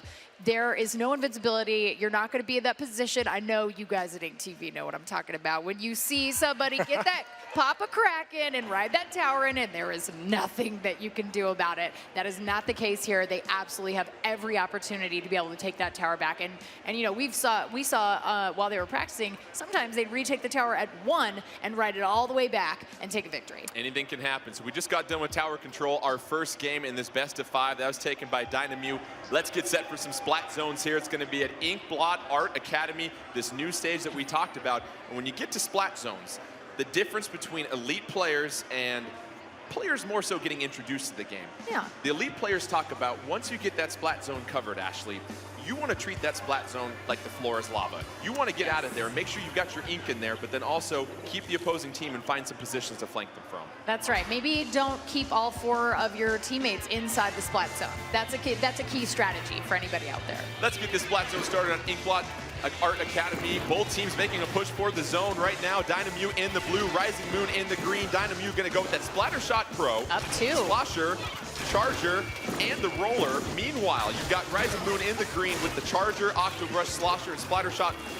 And also, new to this version here, Ashley, you see the little bar in between the scores? That's going to tell you how much ink is covered in that splat. I love that, because when you're behind, you can see there's a little set of buildings here, or little blocks here in the middle of the splat zone, and you can't really see what's going on the other side. Dynam getting splatted by the splatter shot. Inky putting in some work right there, and it looks like Rising Moon might have the advantage to get the splat zone, but Dynam not giving it up at all. Inky backing out of the zone right now, trying to cover some more territory, maybe get a push with that special. Has the splashdown ready to go, but no! Wakashino gonna say to that splashdown. Meanwhile, Rising Moon getting the splat. Nobody on the board yet, but there we go. Dynam getting that counter down to begin with here, Ashley. Yeah, you can see Wakarun is just, working it with that charger, getting out, being able to get in, get out, and get back in position. Sometimes you have to get out of position so that you can get away, reset, and start over again. 340 left in this one, 67-100 advantage. 4-1 on the field for Dynam right now. This is a chance to really keep Rising Moon back at the bay as Atubaru holding it down up top. We've got 2 members of Dynam up top, being patient, waiting. You can now keep Rising Moon in your sights. It's 42-100 at this point. Dynam having no issues whatsoever in this splat zone and Blot Art Academy. We oftentimes talk, Ashley, of all the ranked modes, this is the hardest one to sometimes make a comeback in.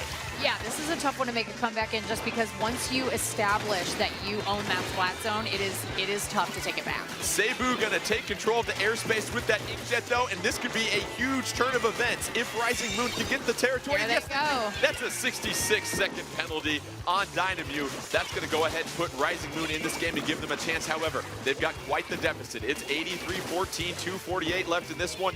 4-3 advantage on the field. Rising Moon, that counter's going down right now, Ashley. And you can see Seibu and Inky are moving forward, trying to even just keep them from getting to that main splat zone, just because, hey, we're going to put down some paint, we're going to keep you from getting here, just so it's going to take you a little bit of extra time so that we can try to make something happen. Dynam now in control. They're going to tack on a 35-second penalty to Rising Moon, but they still have to take out a lot of time before their score can improve. 4-3 on the field right now for Dynam. Wakarun on top of an ink-proof surface right there, but going to navigate with a little bit of leverage, throw down a splat bomb, keep at base, got some help right there with the teammate. Meanwhile, going to start to creep into Rising Moon territory, looking back to try and zone things out. And right now, Dynam, no issues whatsoever holding down the Splat Zone. No, not at all. I mean, Kakashino just got splatted by Andy with that charger. Andy's really going out there and making stuff happen. But you can see Stingray really popular on this particular map. 4-2 advantage, and you saw from the wide view right there weren't any Rising Moon players in the same area code as the Splat Zone. And that'll do it. Another knockout for Dynam.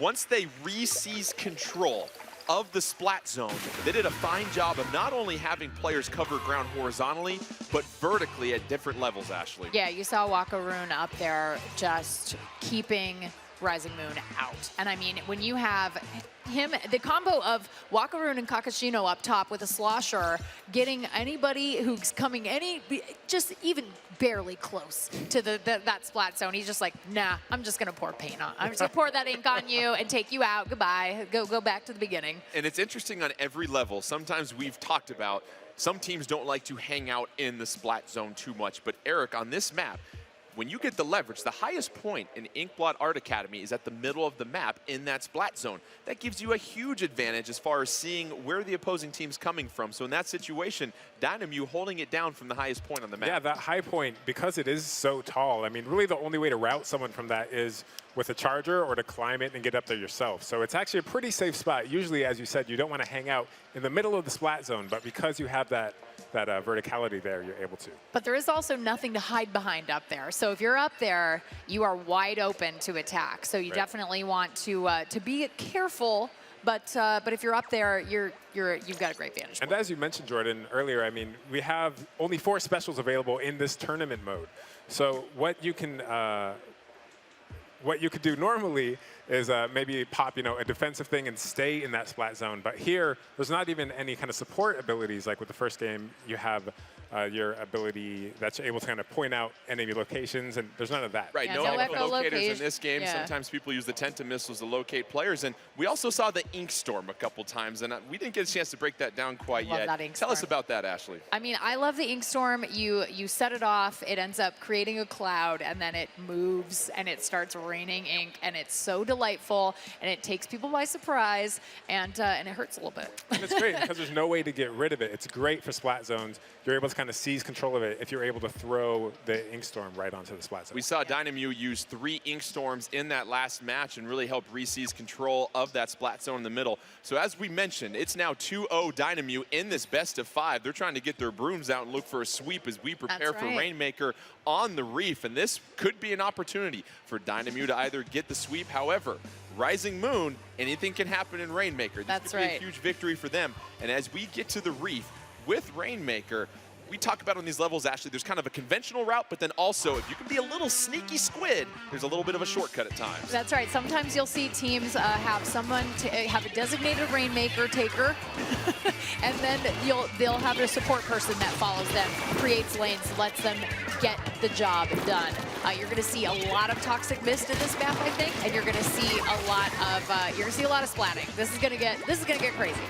Andy getting splatted by Kakashino. However, that Rainmaker shield going to take out Dynamon. Dynamon's good, listen, but there's nothing you can do against a Rainmaker. Absolutely not. You see that Rainmaker shield getting bigger in the other team's color, you better get out the way. Wakaruno doing some work right here, and now the Rainmaker belongs to Rising Moon in the green, Dynam in the purple. Rising Moon, let's get some housekeeping. They have the Charger, Octobrush, the Splattershot Pro, and the Blaster. Meanwhile, Dynam sticking with that Splattershot Pro, the Slosher, the Charger, and the Roller right now.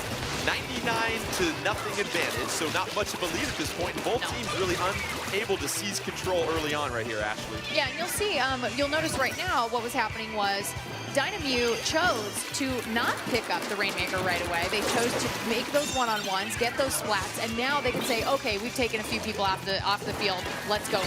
Wakaroon with the Rainmaker. And what's different about the Rainmaker, you no longer have that vortex of ink. It's going to be more of almost a ink grenade that gets launched out in front of you. That's going to change the dynamics of moving it around. Definitely. It doesn't create a lane for you to ride in. And that's sort of the thing now where you need a support person to help you lay down some ink, get some stuff done. And it's also, it's really tough to hit somebody short range with the Rainmaker. Rainmaker was up for grabs, but it gets returned like a bad sweater to the middle of this map right now as both teams fight this over. 58-99 advantage right now for Dynam. not a huge advantage at this point. Both teams really getting a chance to push each other back and forth. However, we've got a 4-2 advantage on the field for Rising Moon, and there goes that little squid at the top of the screen. Yeah, he's going for it. Good. However, a splat right here is going to put a stop to the Rainmaker as Dynamu's trying to get it, but here goes Seibu. Inking that shield with the brush right now. And a splat, however, by the Stingray with Lock on Room. That Stingray doesn't feel good. That Stingray to the face doesn't feel good at all. Nobody likes that. Autobaro picks up the Rainmaker, but we have an Ink Storm. I love that storm. It's so great.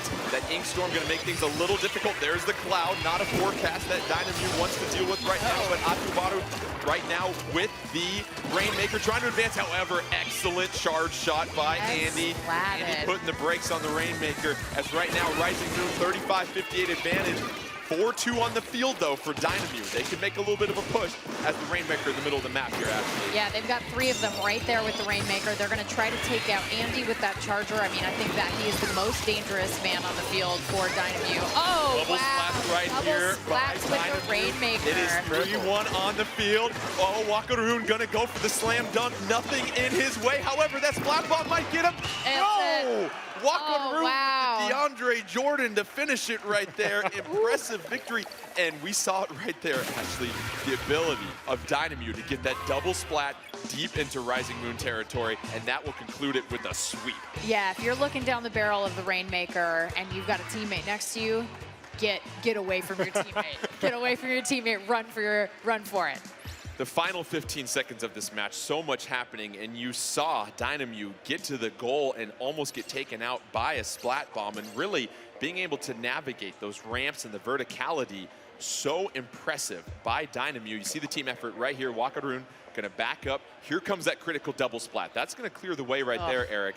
And Eric, Wakaroon being very careful. Notice how able to jump over that green ink, the maneuverability we oftentimes like to highlight. Very, very good. I mean, they really just played it perfectly right at the end there, and being able to take out Andy. I have to give all the credit to Andy for just some really good Charger work throughout this whole series. That will conclude Rising Moon's tournament. They certainly put up a hard-fought battle, but you're starting to see the strength of Dynamu and why they defeated over 900 teams in their tournament, Ashley. And this is a team that is talent-loaded top to bottom. Yeah, I mean, it's just they are a very tight-knit, well-oiled machine. I mean, that's the only way I can describe them. And to watch them play, I mean, they get each other. It's the coordination. Yeah, it's really the way they all know their roles and they play them so effectively. Right.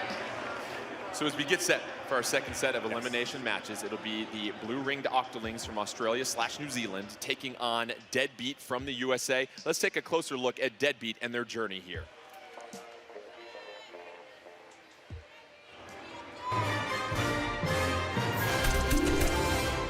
Team Deadbeat, the U.S. representative in the 2017 Splatoon 2 World Inkling Invitational. Their combined skill set is a culmination of years of practice, truly masters of the game. Splatoon's a fun game, it's fast-paced, it's exciting. I've been playing since the launch, which was about 2 years ago, and I just kept playing because I couldn't find any other game that interested me. There's a lot of depth in the game. What I really like about my team is that they're willing to put in the work to get better. I just love Nintendo games, I love shooters, so naturally I love Splatoon. Honestly, it's just a fun little game I play in my free time. Beautiful. These are the moments that make the Splatoon community so wonderful. You can feel the emotion.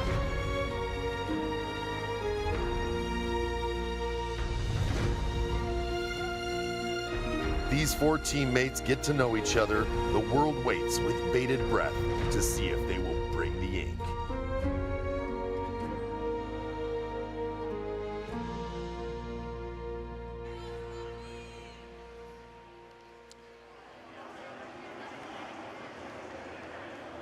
Deadbeat, the winners of the 2017 Splatoon US Inkling Open.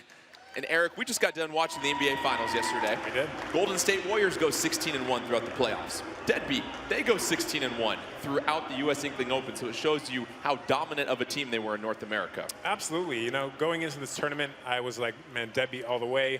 And, you know, we'll see what happens. I mean, I was kind of surprised in the opening rounds, actually, how some of those matches went.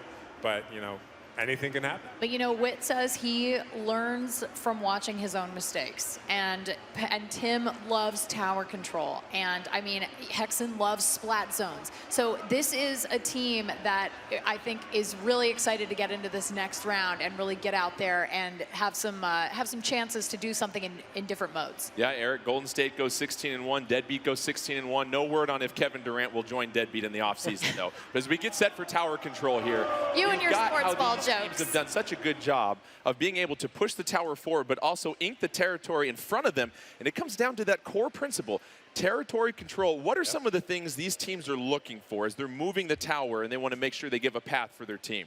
They're really looking for to make sure there's no threats is what it is. I mean, if you can wipe out the threats and then jump onto the tower, you're free and clear to proceed as you want.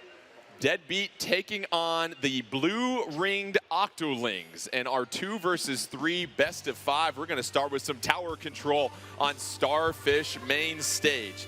And this is one of those maps that we've talked about here, Ashley, where now that the tower's moving, it's not so much about dominating the middle of the stage, but understanding the track that the tower moves on. Yeah, you've got to know these maps inside and out. And these players don't really know them inside and out. They haven't had a terribly long amount of time to sort of learn the map. So, but they do, I think they're going to do just fine here.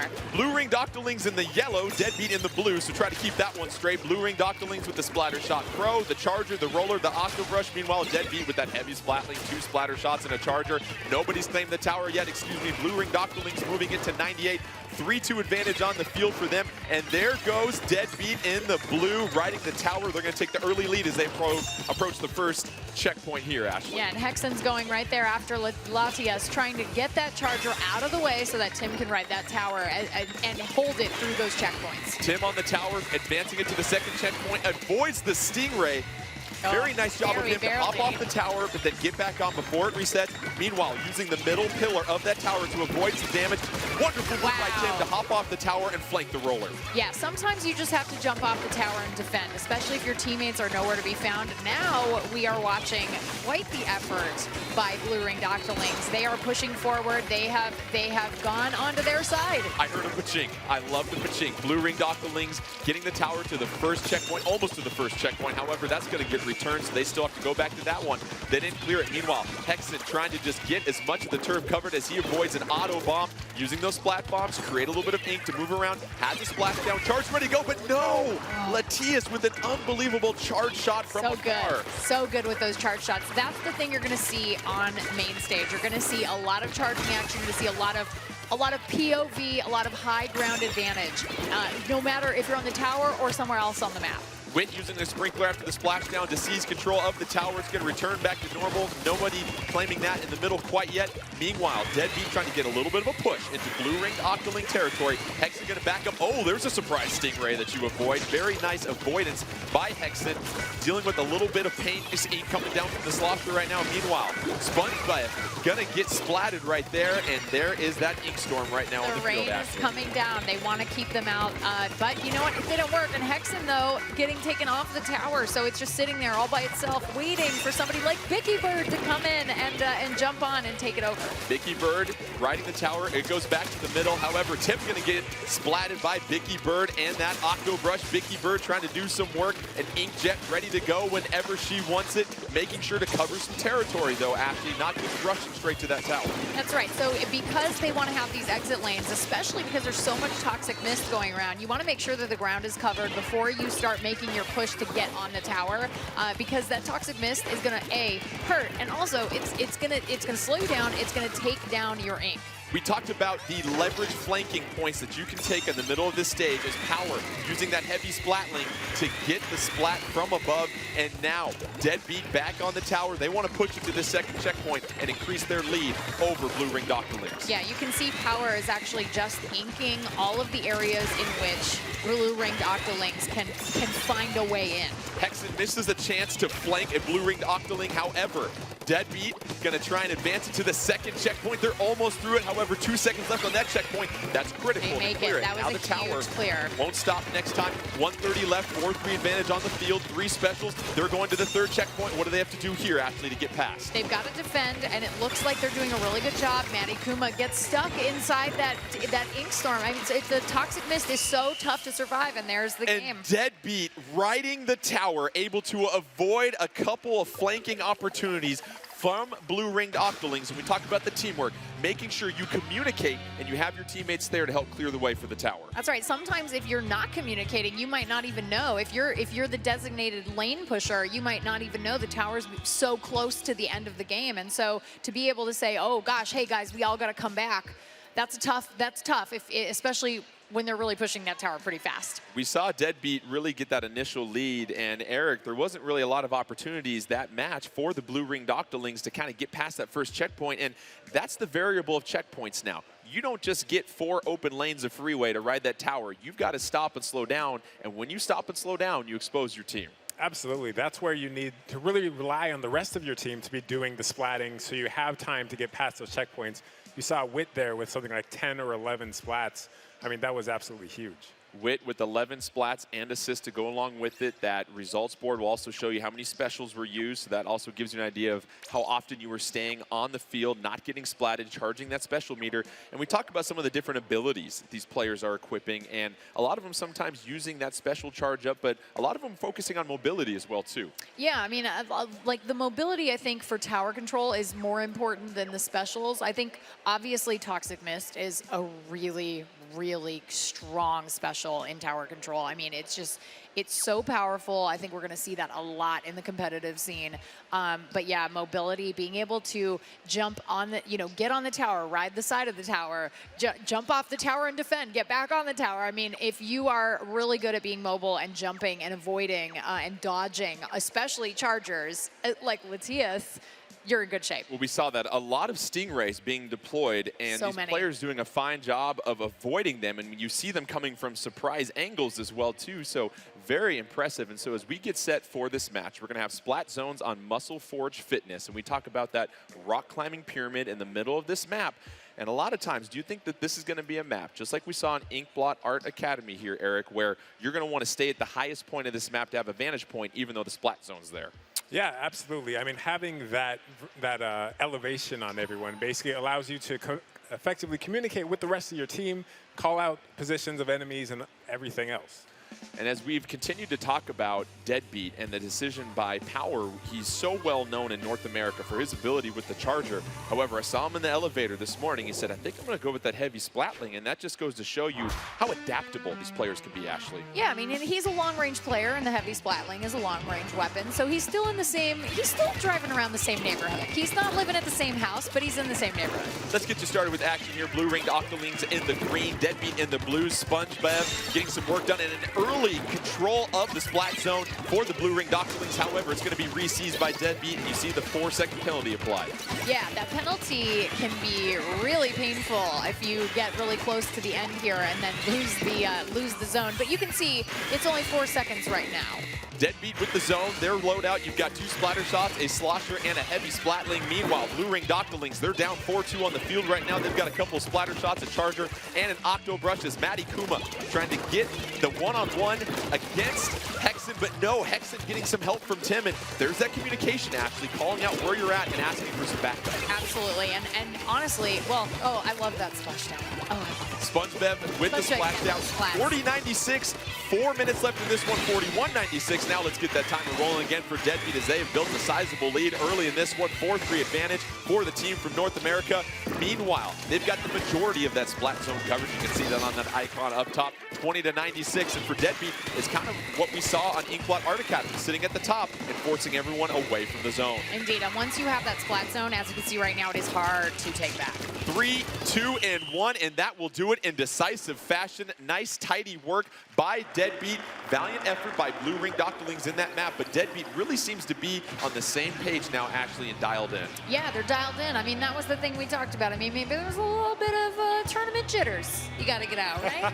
It's nervous. You guys are looking fresh today. You guys are staying fresh out in the audience. That could be it's a little scary playing in front of so many people. Thank you. Well, we talked about the 16-1 record Deadbeat had in the U.S. Inkling Open. Their only loss in a match was Turf War. They went undefeated through all the other ranked matches, and so now that we've seen them in tower control and splat zones, they've really done a fine job of holding it down, Eric. Absolutely.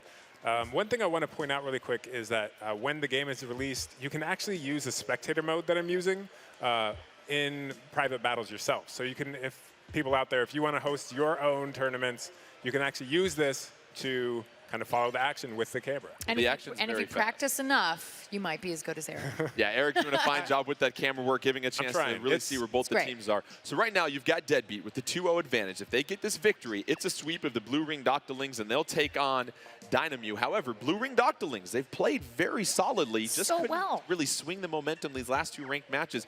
We've got Rainmaker now. If you're the blue-ringed Octolings, what do you want to focus in on as you get set for this match that'll be played at Blot Art Academy? I mean, I think I would expect Latias to have a charger. I would imagine that is going to be a very key part of their strategy, to try to pick off people who try to run up and take the Rainmaker away. I definitely want to see more. I definitely want to see more slosher action from Wit. But if they can neutralize, I think, a slosher, and also I think if they can stay away from Power's heavy splatling, they might be in good shape here. Let's get set for our 3rd match in this best of 5 between Deadbeat and blue-ringed Octolings. Octolings inking for their squid lives as they are down 2-0. Meanwhile, Deadbeat tried to get the sweep and move on to the finals against Dynam. Deadbeat going to be in the magenta.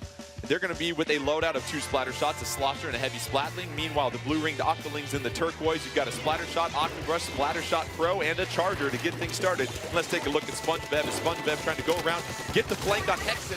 Fine job right there. Done. That's going to be a bursted Rainmaker shield, and off to the races is blue-ringed Octolings early in this one. Yeah, and you're going to see Matty Kuma working that Rainmaker, but also SpongeBev making that lane, getting ahead.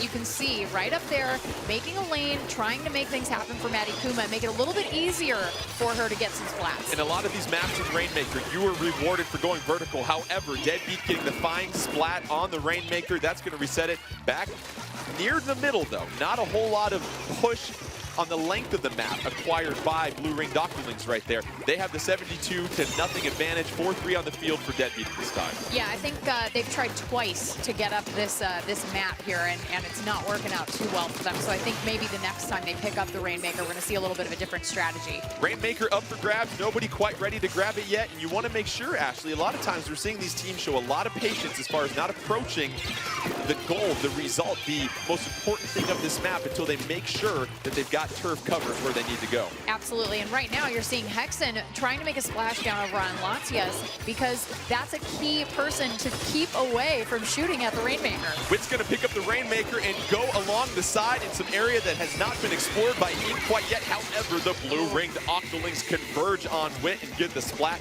by the Stingray, 83-66.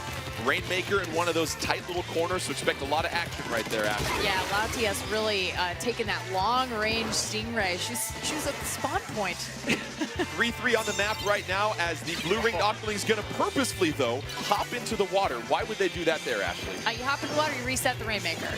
That's right back to the middle. It moves there instantly, and so it's much quicker to just go ahead and sacrifice the squid and get that Rainmaker back in the middle. Right now, we see a lot of the action at the top of the map, but here comes Deadbeat with that Rainmaker. Oh, and great defense by blue-ringed Octolings, doing a fine job of sort of reading where Deadbeat wanted to go with that Rainmaker. Absolutely. I think that was the exact opposite of where they tried to go with the Rainmaker, and so I think both teams trying to take the same strategy, but you know, without that slosher, Wit was the one carrying that Rainmaker. Without that slosher, that is tough to move forward. And Deadbeat going to move into the lead, 55-66 by seizing the Rainmaker right there. SpongeBev going to go ahead and get the splat. And Ashley, sometimes we see these matches that are so back and forth, it's all about getting that critical extra 5 or 10 points to your score to get the advantage when you run out of time. It is. This is really close, and I think if blue-ringed Octolings can move it just 10 more points, they'll be right there with them. And we have 2 minutes left, so anything can happen. Once again, you see the patience by blue-ringed Octolings. They're going to go ahead and let that Rainmaker reset and just make sure they don't let anybody get behind them.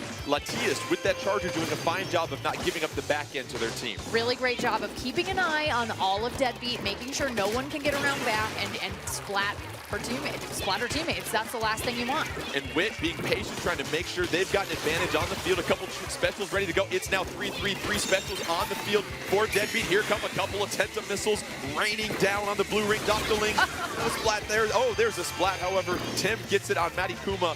We've got 2-2 on the field. Minute 30 left, 55-66 advantage. Deadbeat, they're trying to burst that Rainmaker shield. And you notice there's an ink-proof ramp right there. That's going to slow things down, Ashley. Yeah, you're going to be popping up from that and having to walk up, which is really tough to do if you have the Rainmaker. 66-55 advantage. Deadbeat, 1:16 left, 2-2 on the field at this point. Matty Kuma trying to keep Deadbeat away from that Rainmaker. Latias just going to go and try and get it out of there, feeling the pressure from Deadbeat. Deadbeat putting some pressure. Tim with the critical splat. Tim with 2 critical splats right there.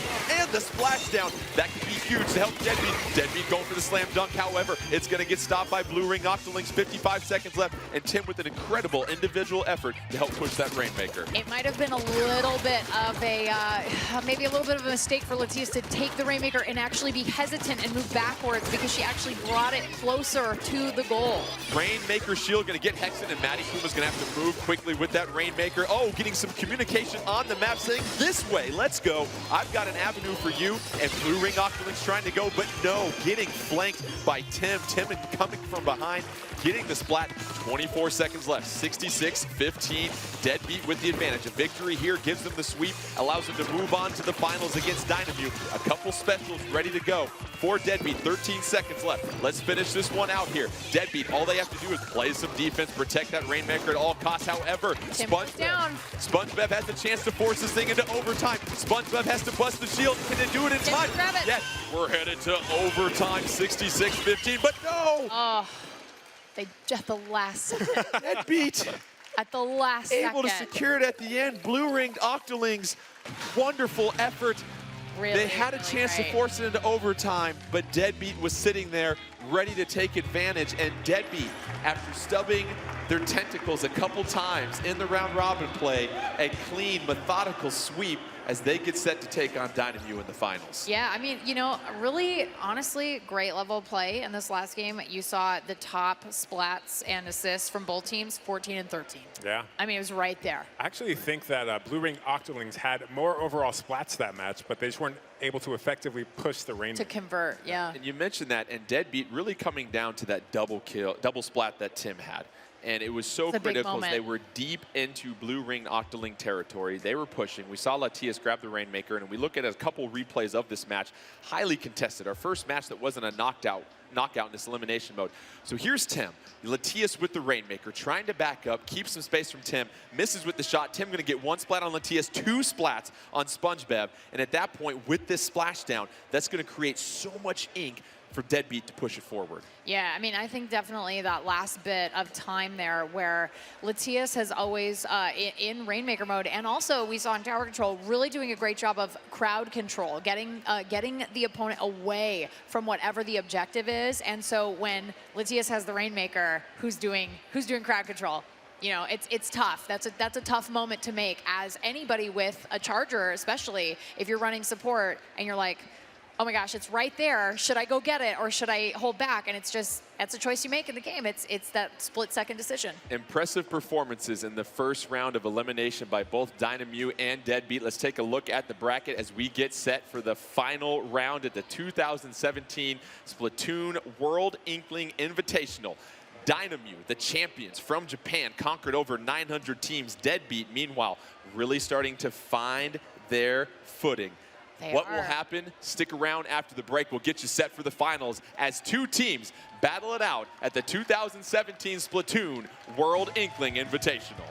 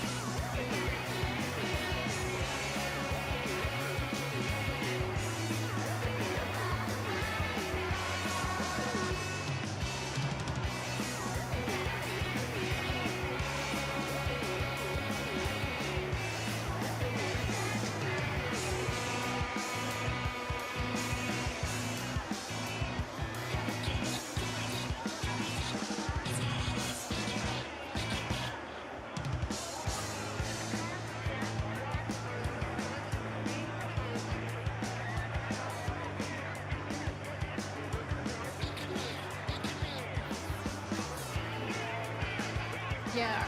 Are we gonna, that'll be a thing again? Oh boy.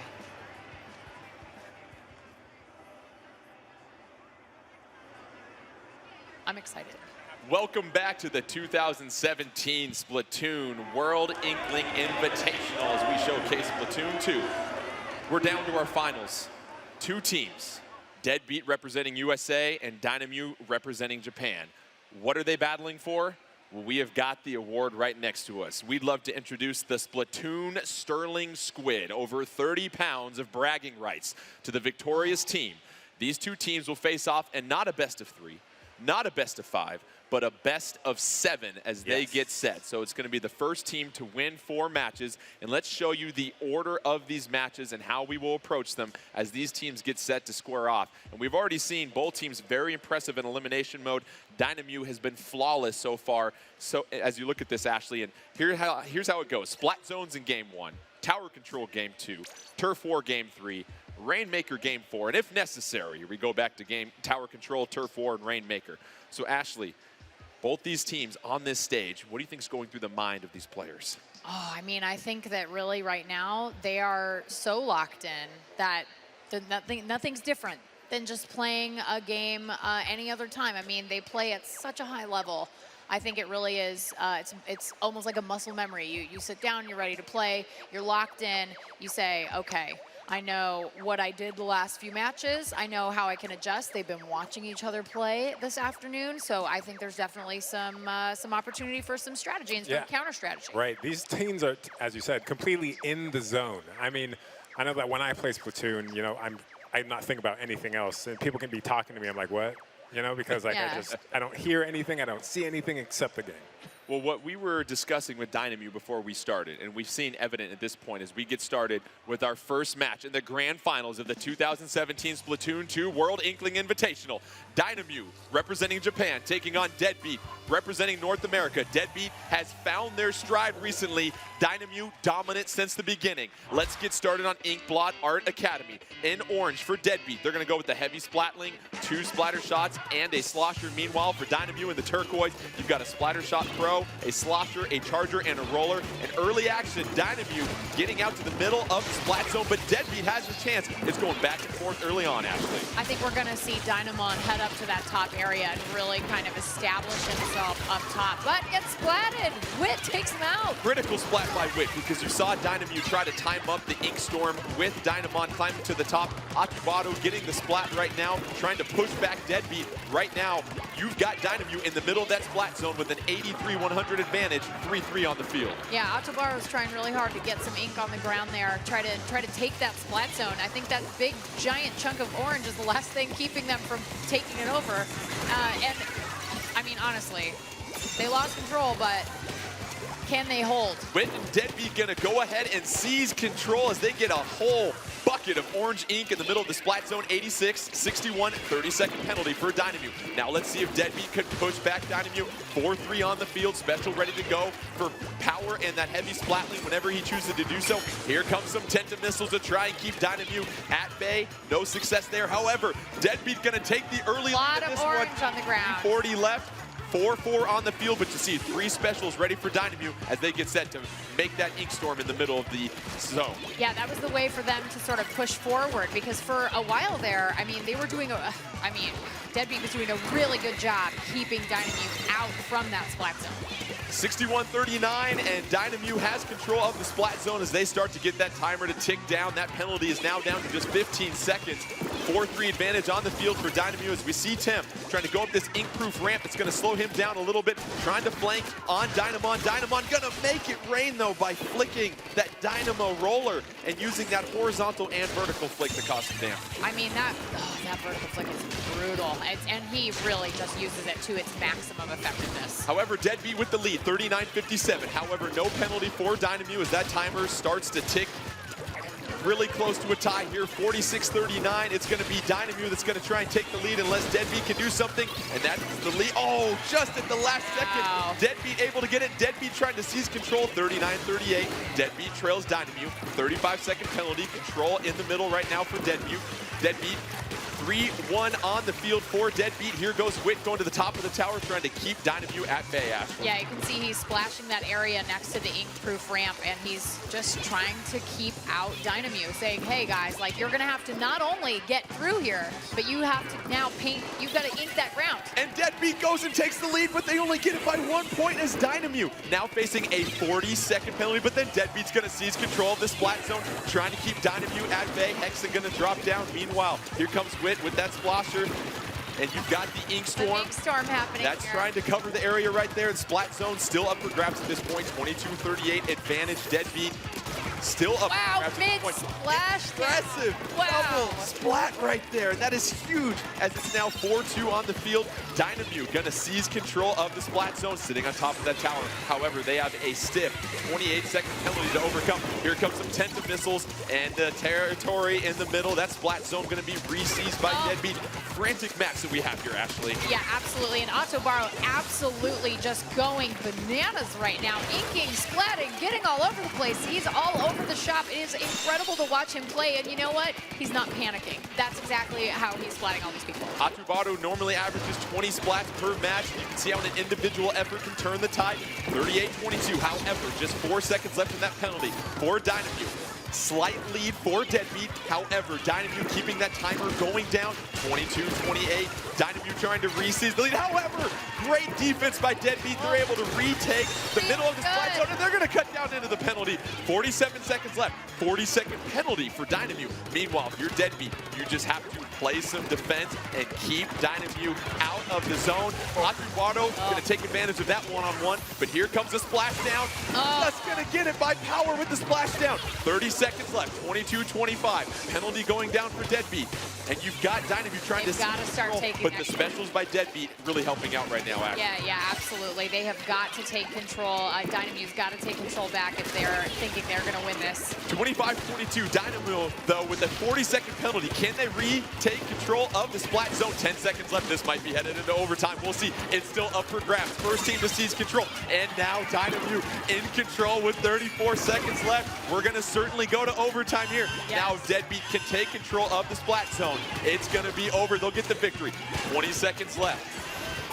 Dynam, they just need to hold on. We see the Tenta missiles. They lost control. Can Deadbeat seize control? And Deadbeat going to do a fine job in overtime, taking control of the Splat Zone. And we saw the specials.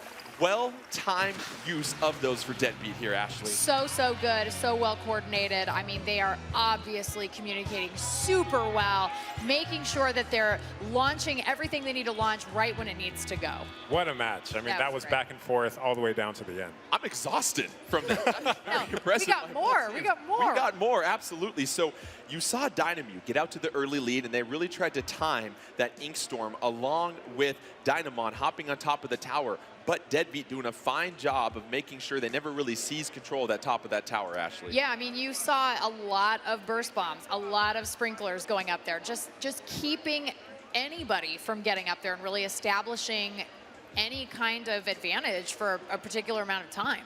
Let's take a look at a couple replays from that absolutely exhilarating match between Deadbeat and Dynam, where Deadbeat gets the advantage in the very first opening match in our grand finals. Here's Atubado trying to get that zone covered. Gets the splat on power. Boom, midair. Splats in a row, midair on the splashdown. Hexen gonna get splatted by Atubado. Atubado gonna get another splat on power. And this was when Dynam was getting set to make their push. However, Deadbeat didn't give up. Here's Wit using the slosher, just covering territory.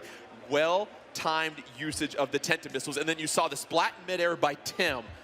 So Deadbeat doing everything you need to do right at the end to win this one. Absolutely, and you notice he also threw a suction bomb up on the top there to get his opponent off of the high ground. You got to clear the club sometime. Yeah, I mean, empty it out. That splat when he was mid splashdown, I mean, if that thing lands, it inks a big portion of that splat zone. Yeah. So that was absolutely incredible. Very impressive by both teams. And as we get set for our next matchup, it's going to be tower control on Moray Tower. So we're going to see a lot more action as these teams get set to ride the tower. As we mentioned, grand finals, best of 7. Deadbeat representing USA taking on Dynam from Japan. Dynam championed over 900 teams in their regional qualifier. Splat Zones, first game, that goes to Deadbeat, so 1-0 advantage for them.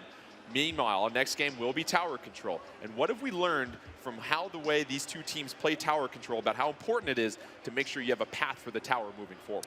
Yeah, I think we're definitely going to see a lot of Power is going to probably be that support person, trying to make clear path, get people out of the way over on Dynamu's side. And then Dynamu, obviously, Dynamon is going to be right in that tower. We all know.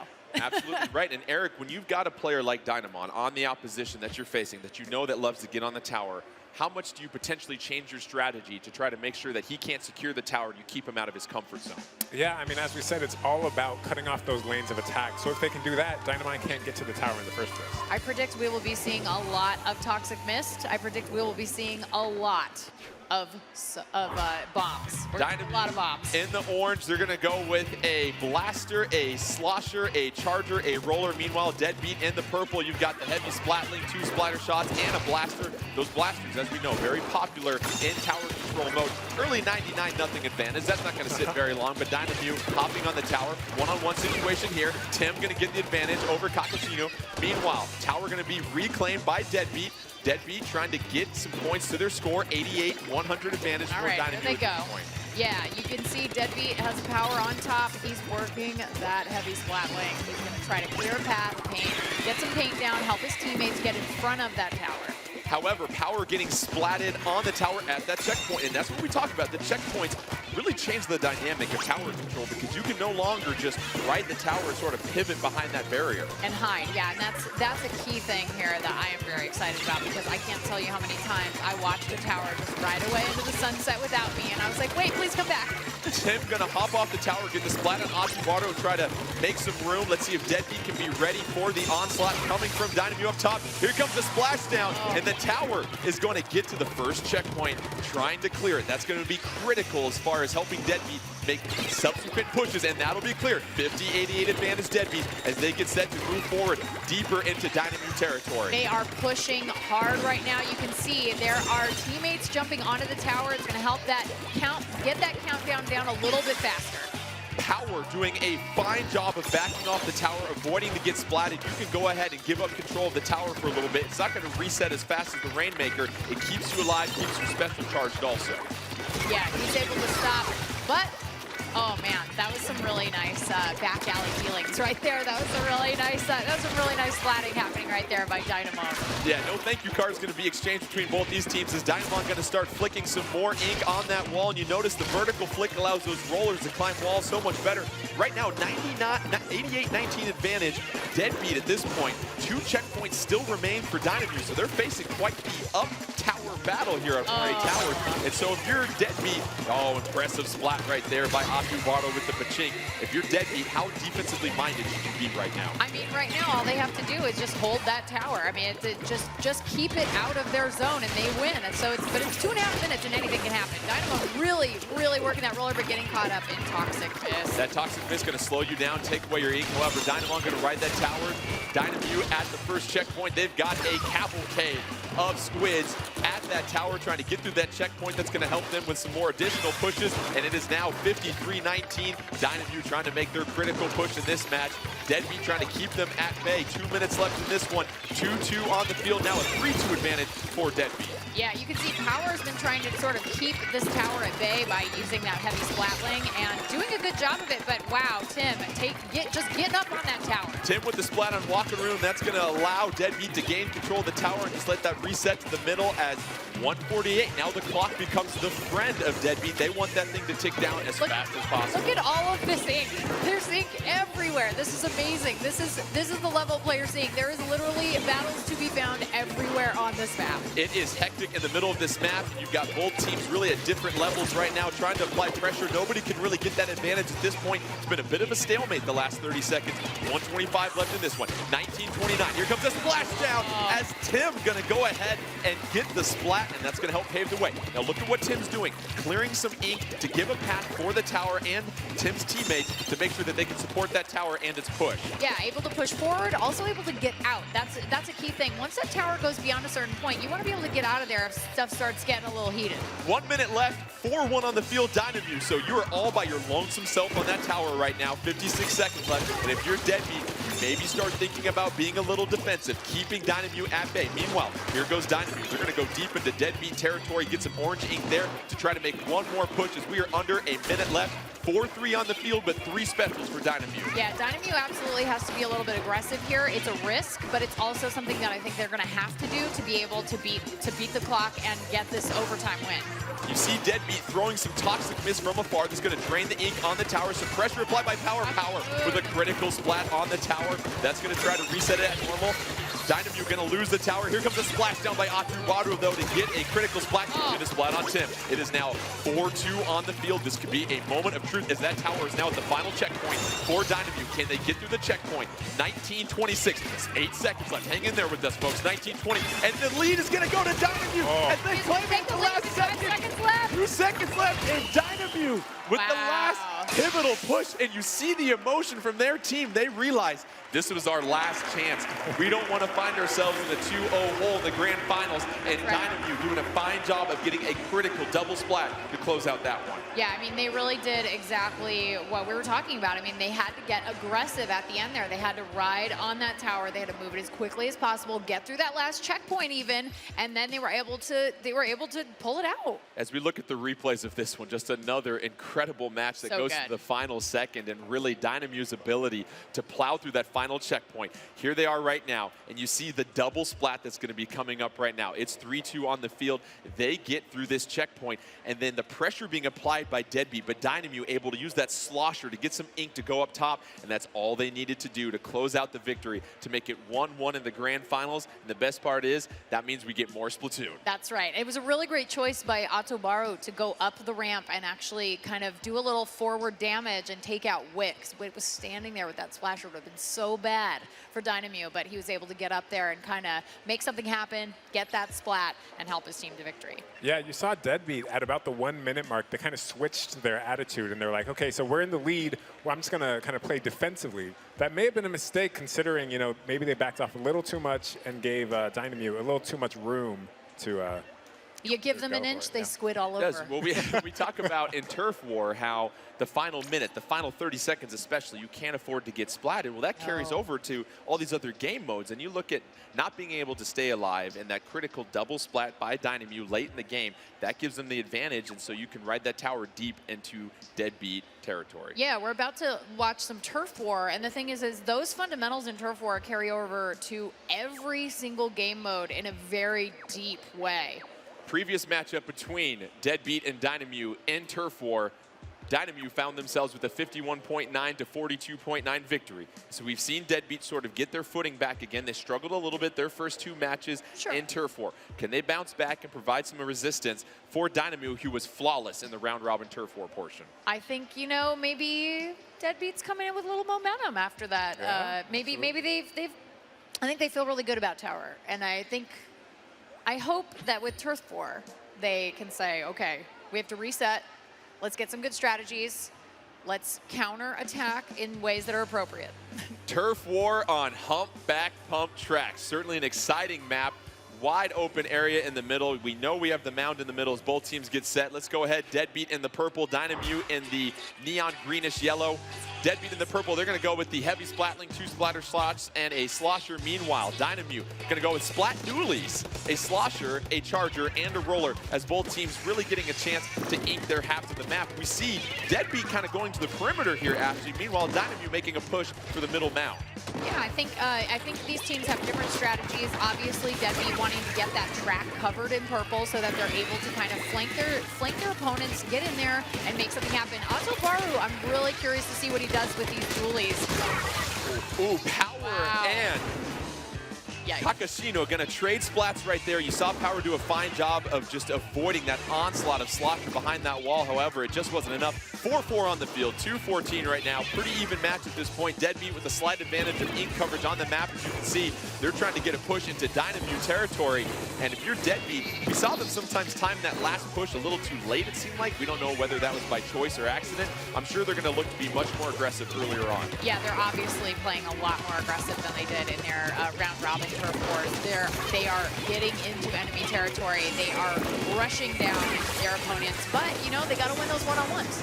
Hexen gonna get splat by Kakashino once again. Kakashino just waiting around in the ink, gonna try and find some prey. Gonna back up, get the splat on Wit right now, and that's gonna start to turn the tide of momentum as we see more yellow ink covered. However, Power with that heavy splat link gonna get the splat on Kakashino. 1.5 minutes left, 4-3 advantage Deadbeat on the field, and really anybody's match still at this point here. Yeah, and I mean, Power, oh, wow, he barely pulled off that heavy splat link before he got splatted himself. Now we're going to see the wonderful and painful Stingray. Oh! Power going to get splat by Wakaroon, and Power is so impressive you could give him a raindrop and he could probably splat somebody. Meanwhile, 1 minute left, 4-3 advantage. Deadbeat looking at the map.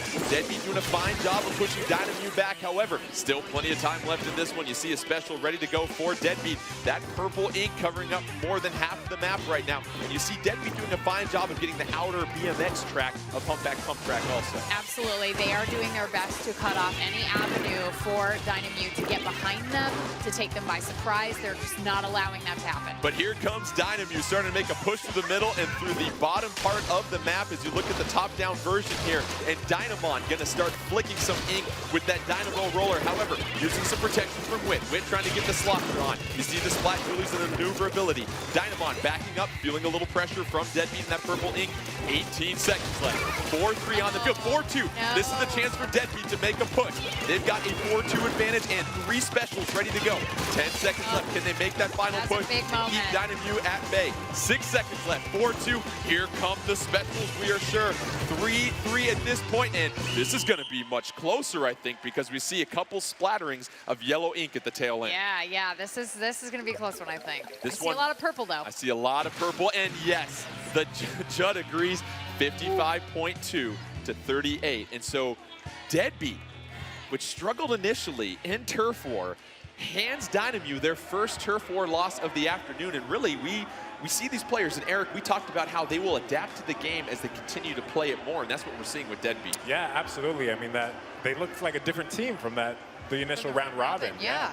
I mean, they were so aggressive, just splatting any chance they got, and were able to control all the turf. Yeah, there was no hesitation happening in this round of Turf War. They went out there and they said, we have a job to do and we are going to do it. And they did a really nice job. I was watching on the overhead map. They did a really nice job of throwing bombs and getting ink put down behind their opponents so that they had no means of escape. And that's always an excellent strategy when you're having those one-on-ones. We should also mention in the finals, the team that loses a match will have selection of the next map. So there's some strategy that goes into that. So that humpback pump track selection was made by Deadbeat after they lost tower control. So you wonder what these teams are factoring in as they look at not only the game mode, but how it applies to the map.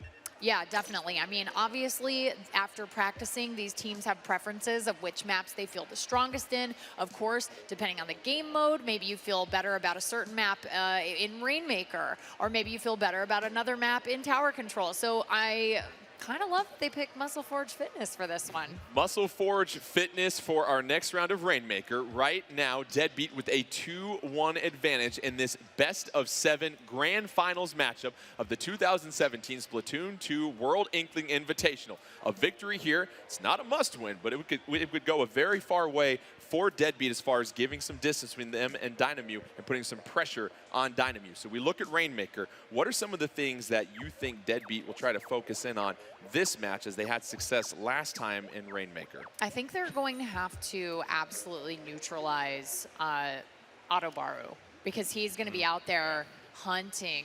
He's a hunter, for He's sure. a hunter. He's going to be out there just hunting for anybody who's accidentally been led astray from the flock to pick them off. And I think this is going to be a really great Let's make it rain on Muscle Forge Fitness. Let's go ahead and get to your teams right now. Deadbeat in the green. They're going to go with the heavy Splatling, 2 splatter shots, and a slosher. Meanwhile, Dynam in the purple. You've got a roller, charger, slosher, and splatter shot pro. Shield initially going to be bursted by Deadbeat. However, that Rainmaker still up for grabs. Nobody claiming that 4-2 advantage, 3-2 advantage. Dynam on the field as they grab the Rainmaker. They're going to push it to 85 before it gets seized. And right now, we already see both teams being very aggressive, wasting no time trying to get to that Rainmaker. That's right. You're going to see Power hanging back with that heavy splatling and just doing everything in his power to target the Rainmaker. He did that with Autobaro. Autobaro picked up the Rainmaker. He was like, no, my friend. No, not today. 85-0 advantage right now. Looks like that Rainmaker's going to get reset right now. No, it's going to be grabbed by Dynam as they push it to a 63-0 lead at this point. 4-3 advantage on the map right now for Deadbeat. Plenty of time left in this one. 4:07 going, and right now, Deadbeat unable to really get a push outside of their half of the map here, Ashley.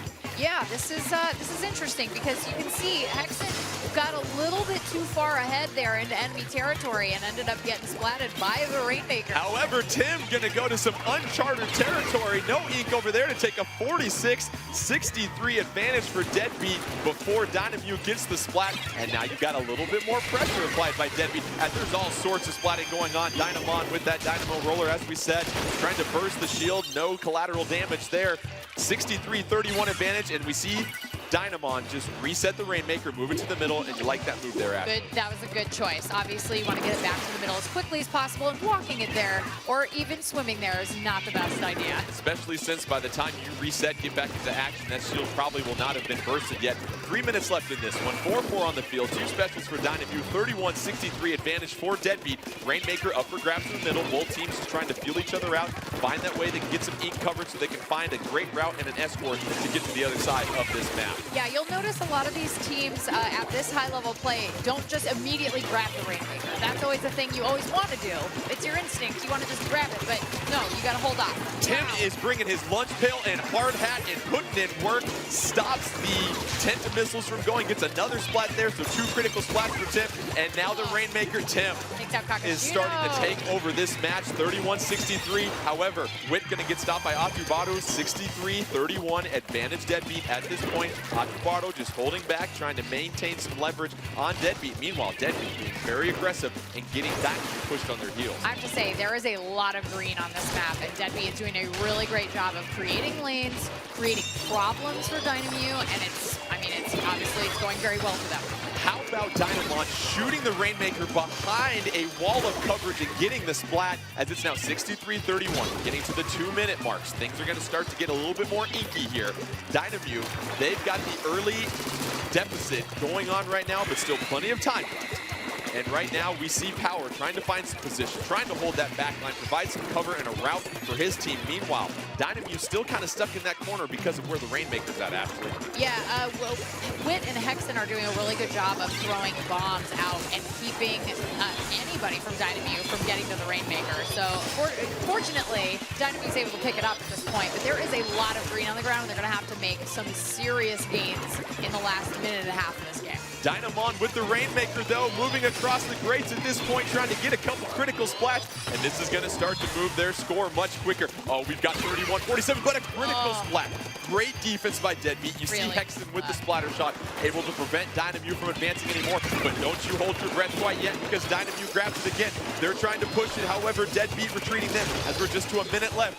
4-1 advantage on the field for Deadbeat as they secure it. Hexen doing an absolutely fantastic job of hiding underneath this grate over here and taking everybody out as they walk across it because they can't swim, they can't hide, there's nowhere for them to go. Under a minute left, Tim with the Rainmaker right now, and when you've got the lead, we saw them be a little hesitant in tower control. What do you have to do if you're Tim to try to get some help as we see the splat by Atubaru? 40 seconds left and you have the lead. I mean, you gotta have a teammate with you, and I think that's such a key thing. It'll be interesting to see if Atubaru can win this one-on-one with Power. He does. Critical one-on-one victory for Atubaru. Can he get another splat? But no, Wit providing some support right there.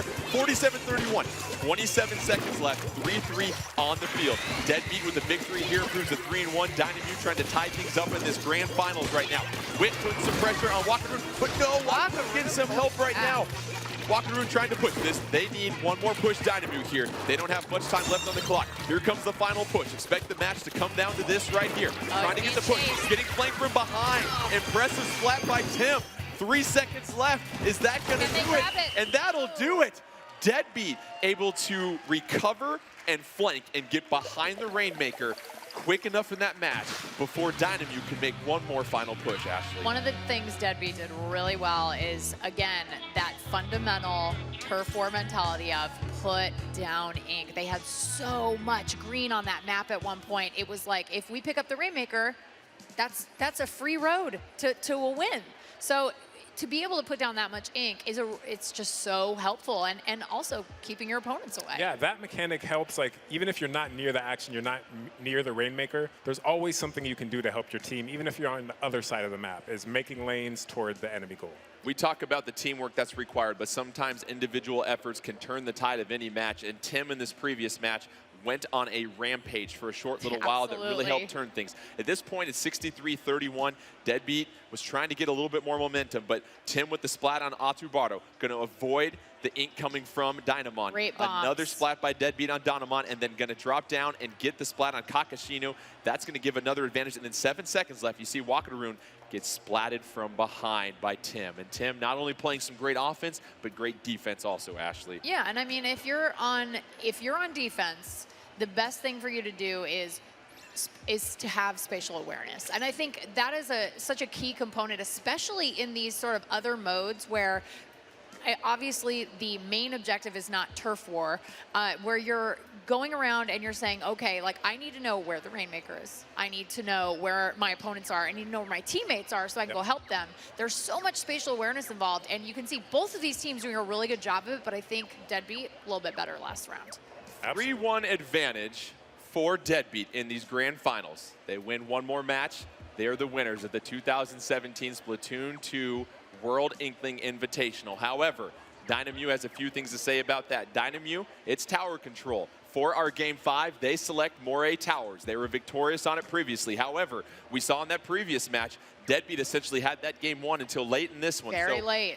What does Deadbeat learn from their loss last time? As we've said before, we've heard from Penguin that he loves to learn from watching his own mistakes. What do they do differently in this match? I mean, I think that they have to really make an effort to have, I think Power's going to have to really push on making sure that he is using that heavy, if he's using that heavy splatling, I think that he's going to have to really do a great job of coverage. Game 5 of the grand finals. Tower control, Moray Towers. Deadbeat in the blue. One more victory, and they will be your champions. Meanwhile, Dynam inking for their lives. Dynam going with the blaster, slosher, charger, roller. Meanwhile, Deadbeat going with the heavy splatling, 2 splatter shots, and a blaster as Kakashino early on. Dynam in the yellow, as we mentioned. Deadbeat in the blue. Kakashino going to ride that tower. Early advantage right now, 90 to 100. Hopping off the tower, going to lose the one-on-one to Tim, though, as Tim gets the impressive splat. The tower's going to go ahead and reset. And as we mentioned, it's a little bit easier to get up the towers with more mobility in Moray Towers. Yeah, this is a huge thing for anybody who's ever been splatted in Moray Towers by a charger. That's going to be a really handy change. It's Splatoon 2. Tim once again helping out his team, hopping on the tower as Deadbeat takes the lead as they approach the very first checkpoint. Here comes the splashdown, going to try and clear out some traffic, but no. Kakashino going to get that splat with the slosher. Meanwhile, Stingray putting some pressure, but Hexen trying to get into Dynam territory, feels some flank pressure behind him, going to get the splat on Dynam, and that is huge as Deadbeat going to ride this to the first checkpoint. They've got a 4-3 advantage. They've got to lock it down here at this point. Going to feel some pressure. They get the critical splat on Atubaro. That was a huge splat. And Deadbeat doing a fine job of holding off the pushes from Dynam as they advance the tower. Absolutely. They'll easily pass this checkpoint. They were able to take out a lot of Dynam. And now you can see they're coming down one by one. Never a good idea. One more checkpoint stands between Deadbeat and victory. 3-1 in the best of 7. One more victory would do it. However, a double splat by the splat bomb as Kakashino doing in some work right there. That's going to be some great defense. However, Deadbeat with a huge 90-6 lead. They can do it. They're just flirting with victory right now, but you've got a pair of Dynam on the tower. Dynam says, I'm not ready to end this Splatoon World Inkling Invitational yet. I got some more things to say here. 90-6. You see the 4-2 advantage on the field for Deadbeat right now. Yeah, I mean, you can see, oh man, Tim is working he's working overtime right now, trying to take out everybody. Takes out Dynam. That was a huge, huge splat. Deadbeat hopping back on the tower again. They see how close victory can be to them. Meanwhile, Dynam, they are still fighting for survival in this tournament. We see the toxic mist. That'll slow down some of the momentum for Deadbeat. We see a super jump going to be on the tower right now. Probably going to get keyed in there. Tim able to safely land at this point. Meanwhile, Atubaro being contained by 2 members of Deadbeat at the top. Tim gonna retreat right here. Meanwhile, tower being reclaimed by Dynam, and you see how important this critical push by Deadbeat has been, and they're not putting their foot off the pedal right now. No way. They're being very aggressive. They want this. They can taste those super sea snails. Kakashino going with the Tenta missiles. That's certainly going to help right there. However, tower's going to get paused for a moment. You've got 2:15 left, a 6-90 lead for Deadbeat. Remember, one more victory, and they are your champions of the 2017 Splatoon 2 World Inkling Invitational. 2 minutes left, tower in the middle, still up for grabs. And is this the point where Deadbeat realizes their folly from the previous match and looks to push it even more? Yeah, I mean, gosh, you can see Power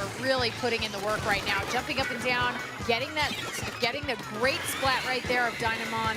He's up there just getting it done. Tim with the flank on Kakashino, going to start riding the tower. It is a 3-3 tie on the field. Couple of specials, 3-2 on the field, 2 specials also for Deadbeat. Can they continue to push that tower? They're hopping off momentarily. Meanwhile, you see Dynam just being patient, waiting for the tower. We're at 1:30. Still enough time, but you're going to start limiting the amount of pushes you have. If you're Deadbeat, you got to stay aggressive still here after. Yeah, I mean, we saw what happened before. I mean, this is they have 6. There's only defense to be played, but anything can happen in the last minute of this match. Dynamon trying to push into Deadbeat territory. Meanwhile, Dynam going to hop on the tower. Dynamon got that Stingray ready to go, looking to try to get a couple critical splats. This is where Dynam clutched victory away from the grasp of Deadbeat last time. Can they do it again? They're at the first checkpoint. 1 minute left. It's going to most likely have to go into overtime if Dynam wants to get that victory. 58 seconds left. They're trying to push it past the point. They survive as Rockaroon. It's a 3-3 equal footing on the field. 3-2 advantage though. Rockaroon trying to get a critical splat on Wit. Wit ducking behind the counter. However, tower lost. They didn't hop on it. 44 seconds. 6-53. One more checkpoint remaining for Dynam. If they win, they continue to keep this grand finals going on. If Deadbeat is victorious, it's over. 4-2 advantage on the field for Deadbeat. And actually, this is where Deadbeat has to make that final championship push. They absolutely have to push really hard right now. All of these respawns are going to be coming into the field. Kakashino is a force to be reckoned with a slosher. You do not want to be in his face. This could be the final 18 seconds of our tournament. 6-41 lead for Deadbeat. You see Deadbeat pushing deep into Dynam territory. However, that splashdown will be negated. 10 seconds left. Can Dynam get on the tower to force overtime? Wit's on the tower. 5 more seconds from the Splatoon Sterling Squid. If Deadbeat can hold it. Dynam's gonna hop on top. We're into overtime. It just needs one more Deadbeat to hop on top. Meanwhile, Dynam, they can still claim victory and push us into another mode. And they're looking strong. They have one more checkpoint to get to. Deadbeat. Everybody's jumping onto this tower right now. Everyone's jumping on the tower, as you said. Wit trying to get a couple splats. It's got us in this checkpoint. Triple splat! Sound the air horn! Deadbeat! And they couldn't have done it in more dramatic fashion. Unbelievable performance. 2 teams, the absolute best in the world, but you see Deadbeat able to survive the final push that Dynam was trying to put on. And you look at Dynam, just how impressive they were the entire day. You see the skill from all of their players, and just an absolutely incredible match here, Ashley. Unbelievable. And I mean, man, Dynam really pushing at the end there and doing their absolute best. But you know what? When you've got a cluster of squidlings on that tower, that is really dangerous to be doing in overtime. And I feel like that was a thing that a burst bomb can take care of. Yeah, I mean, absolutely. Deadbeat so vital in those last moments. I mean, they all had actually double digits in splats and assists, which you don't see a lot. Huge, huge. Real team efforts. Yep. Deadbeat, representing North America, your champions of the 2017 Splatoon 2 World Inkling Invitational. That'll do it for us, but before we get going, let's go ahead and toss it to the producer of Splatoon 2, Mr. Nogami, to hand out the Splatoon Sterling Squid to our champions.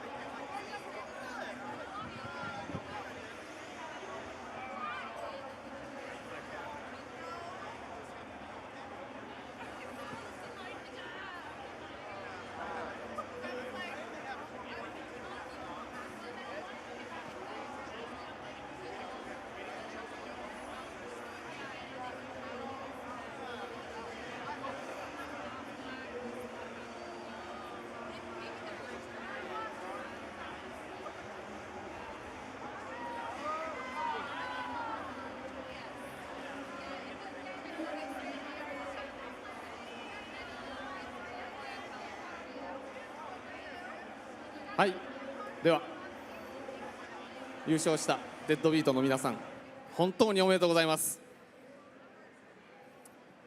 I want to give a hearty congratulations to our tournament winners, Deadbeat.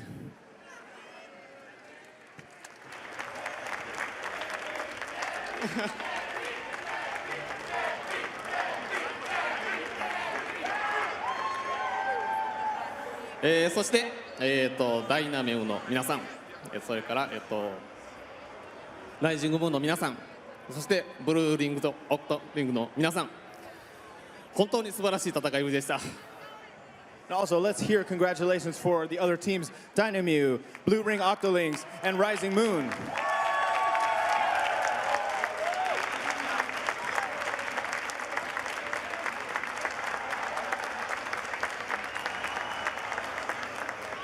そして会場の皆さん、中継をご覧の皆さん、長時間お付き合いいただいて本当にありがとうございました。Thank you everyone here in the booth and as well as all the Splatoon fans watching from home around the world for sticking with us for so long.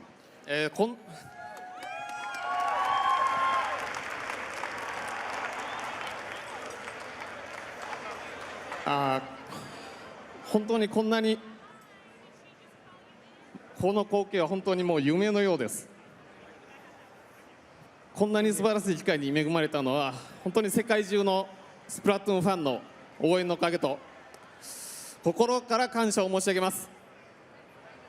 I'm incredibly pleased with how splendid this atmosphere has become, and I want to say that I think the reason we're blessed with such a good experience with this tournament is thanks to the support from fans around the world, and I want to thank you genuinely from the bottom of my heart.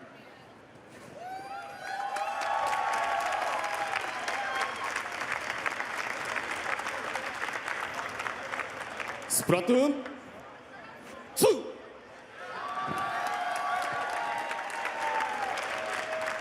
2はいよいよ来月7月の21日に発売されます。 Splatoon 2 is finally on arrival next month on July 21st. 皆さんの応援にお応えできるよう、我々イカ研究所も力いっぱい盛り上げていきますので、引き続き応援をよろしくお願いします。 You can rest assured that in answering all the support from fans around the world, we will continue our squid research with all the power we have. Thanks so much. Thank you, everybody.